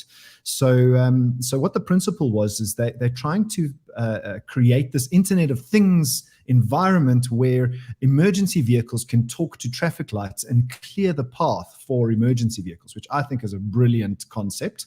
Whether it would work in South Africa or not, another story, because taxis block intersections. Yeah. And all that stuff, but the car talks to the traffic lights. The traffic lights talk to the car, and the traffic lights kind of indicates to the car how long it will take for the traffic lights to clear the path. And then the car, with adaptive cruise control, adjusts its speed to make sure that its path is actually smooth. That sounds wild. I love that. So, what is your experience then as a driver? The car kind of takes control. Pretty much, yes. So, level 2 autonomy at the moment is the stuff that we see. The C-Class that you're busy driving from Phil, Gareth's probably got a level 2 autonomy, which is adaptive cruise control. It keeps within the lane and it follows the car in front of you. Level 3, 4, and 5 is a bit of a stretch. Actually means that the driver doesn't have to be as attentive as with adaptive cruise control, and the car takes over. That's fantastic. I must tell you, this car, again, this new C-Class that I'm driving of Phil's, it's when you are too close to a car, it warns you, but it also slows itself down. So you don't have any of that jittery kind of, because you know how people drive. It gives you a little beep, but then it actually gets louder and louder, and it's got a little triangle that comes up on the screen in front of you. It's an amazing thing. Before, George, let's be honest, we would have smashed into each other before these things were available, and now the car's doing a lot of the forward thinking for you, and it's not a bad thing. Humans are we're not as sharp as we think we are. It's not a bad thing, but I kind of feel proud that I'm still doing all the work in my choriki. No, you can. Well, we'll get to my last story, which is built just for Leigh-Ann and around this topic. So, right. So wait till the end, Leigh-Ann. You're gonna love the one at the end. So, okay. So that's the Ford Cougar with the adaptive cruise control, or should I say, a level of autonomy and the Internet of Things. And a very different story is in Vancouver. A cyclist was knocked over. Now, I used to be a cyclist. I used to cycle, 100, 200 kilometers a week. So I understand the complexities of being a cyclist on the road. Cyclists sometimes are a little bit reckless, and they don't realize that they're squishy human beings with no protection, and and should really be really careful, because if you get knocked by a car, it can hurt. But this particular cyclist by the name of Ben Bolliger was struck by. It's a very unfortunate name, let's just say, to start off with. I mean, it's bad enough being a cyclist, but what a horrible name. He was struck by a car while cycling. He had to go undergo surgery. He had CAT scans, X-rays, 26 therapy sessions, 10 rehab sessions, 2 splints, 1 in his arm. So he was seriously banged up from this car that had hit him. Next minute, in the mail, he gets a bill for 55,000 rands repair to the car that knocked him. No. You're joking. No. How's that? Is this lawyering? Is this bad lawyers doing what bad lawyers do? That's what it is, right? Yeah, I mean, I think it's just a little bit of bad lawyering that he got this bill, which, you know, I mean, I think is a little bit unfair because it's really the insurance company, I think, chasing whoever they assumed was in the wrong, because what the driver of the car said was that he skipped a stop street. And that's why it was his fault. Well, let the lawyers do what lawyers do, but I think it's really unfair to take that out on a guy who's already been smashed around as much as this. And also, I often say mean things about cyclists, but I want to be clear about this. I don't believe that it's okay to smash into them. I mean, it sounds obvious, but you know, Leigh-Ann, did they ever find that guy who hit your dad while he was on his bicycle? No, the footage, because it was dawn and it was around 6 a.m, the car had its lights on, so the camera that caught him, the lights were too bright to read the number plate. Oh, man, you see, it happens here in South Africa too. Yeah. All right, George, what else you got for us? Last story just for Leigh-Ann, and that is 9 of the most pointless features inside a car. The first is a tachometer, or the rev counter. What is the point of the rev counter in today's car? The car manages everything. Why would you need to know how fast the engine is spinning? Right. The second is those flappy paddles behind the steering wheel in an automatic vehicle. Why would you want that? Isn't that just because people who watch Formula One want to think that they're changing gears like Tiptronic? Right. Tiptronic, yes. The third one is a sunroof. How often do people actually use their sunroof in their car? What is the point of a sunroof? I don't know. Yeah, cars are temperature controlled to such a point now that you probably wouldn't, but doesn't it create a bit of a breeze? I know some people who like a sunroof, and it's important for them. I think you're right, George. It doesn't matter to me, maybe, but to some people, it's a massive thing. Maybe it does. And then I'm not going to go through all 9, but launch control. So what is that again? So you push a button on the dashboard, you're standing at a traffic light, and the car manages its launch off the mark at the fastest pace that it can without the wheel spin. Launch control. So while I was talking to Phil, you actually messaged me, George. I've just seen it now.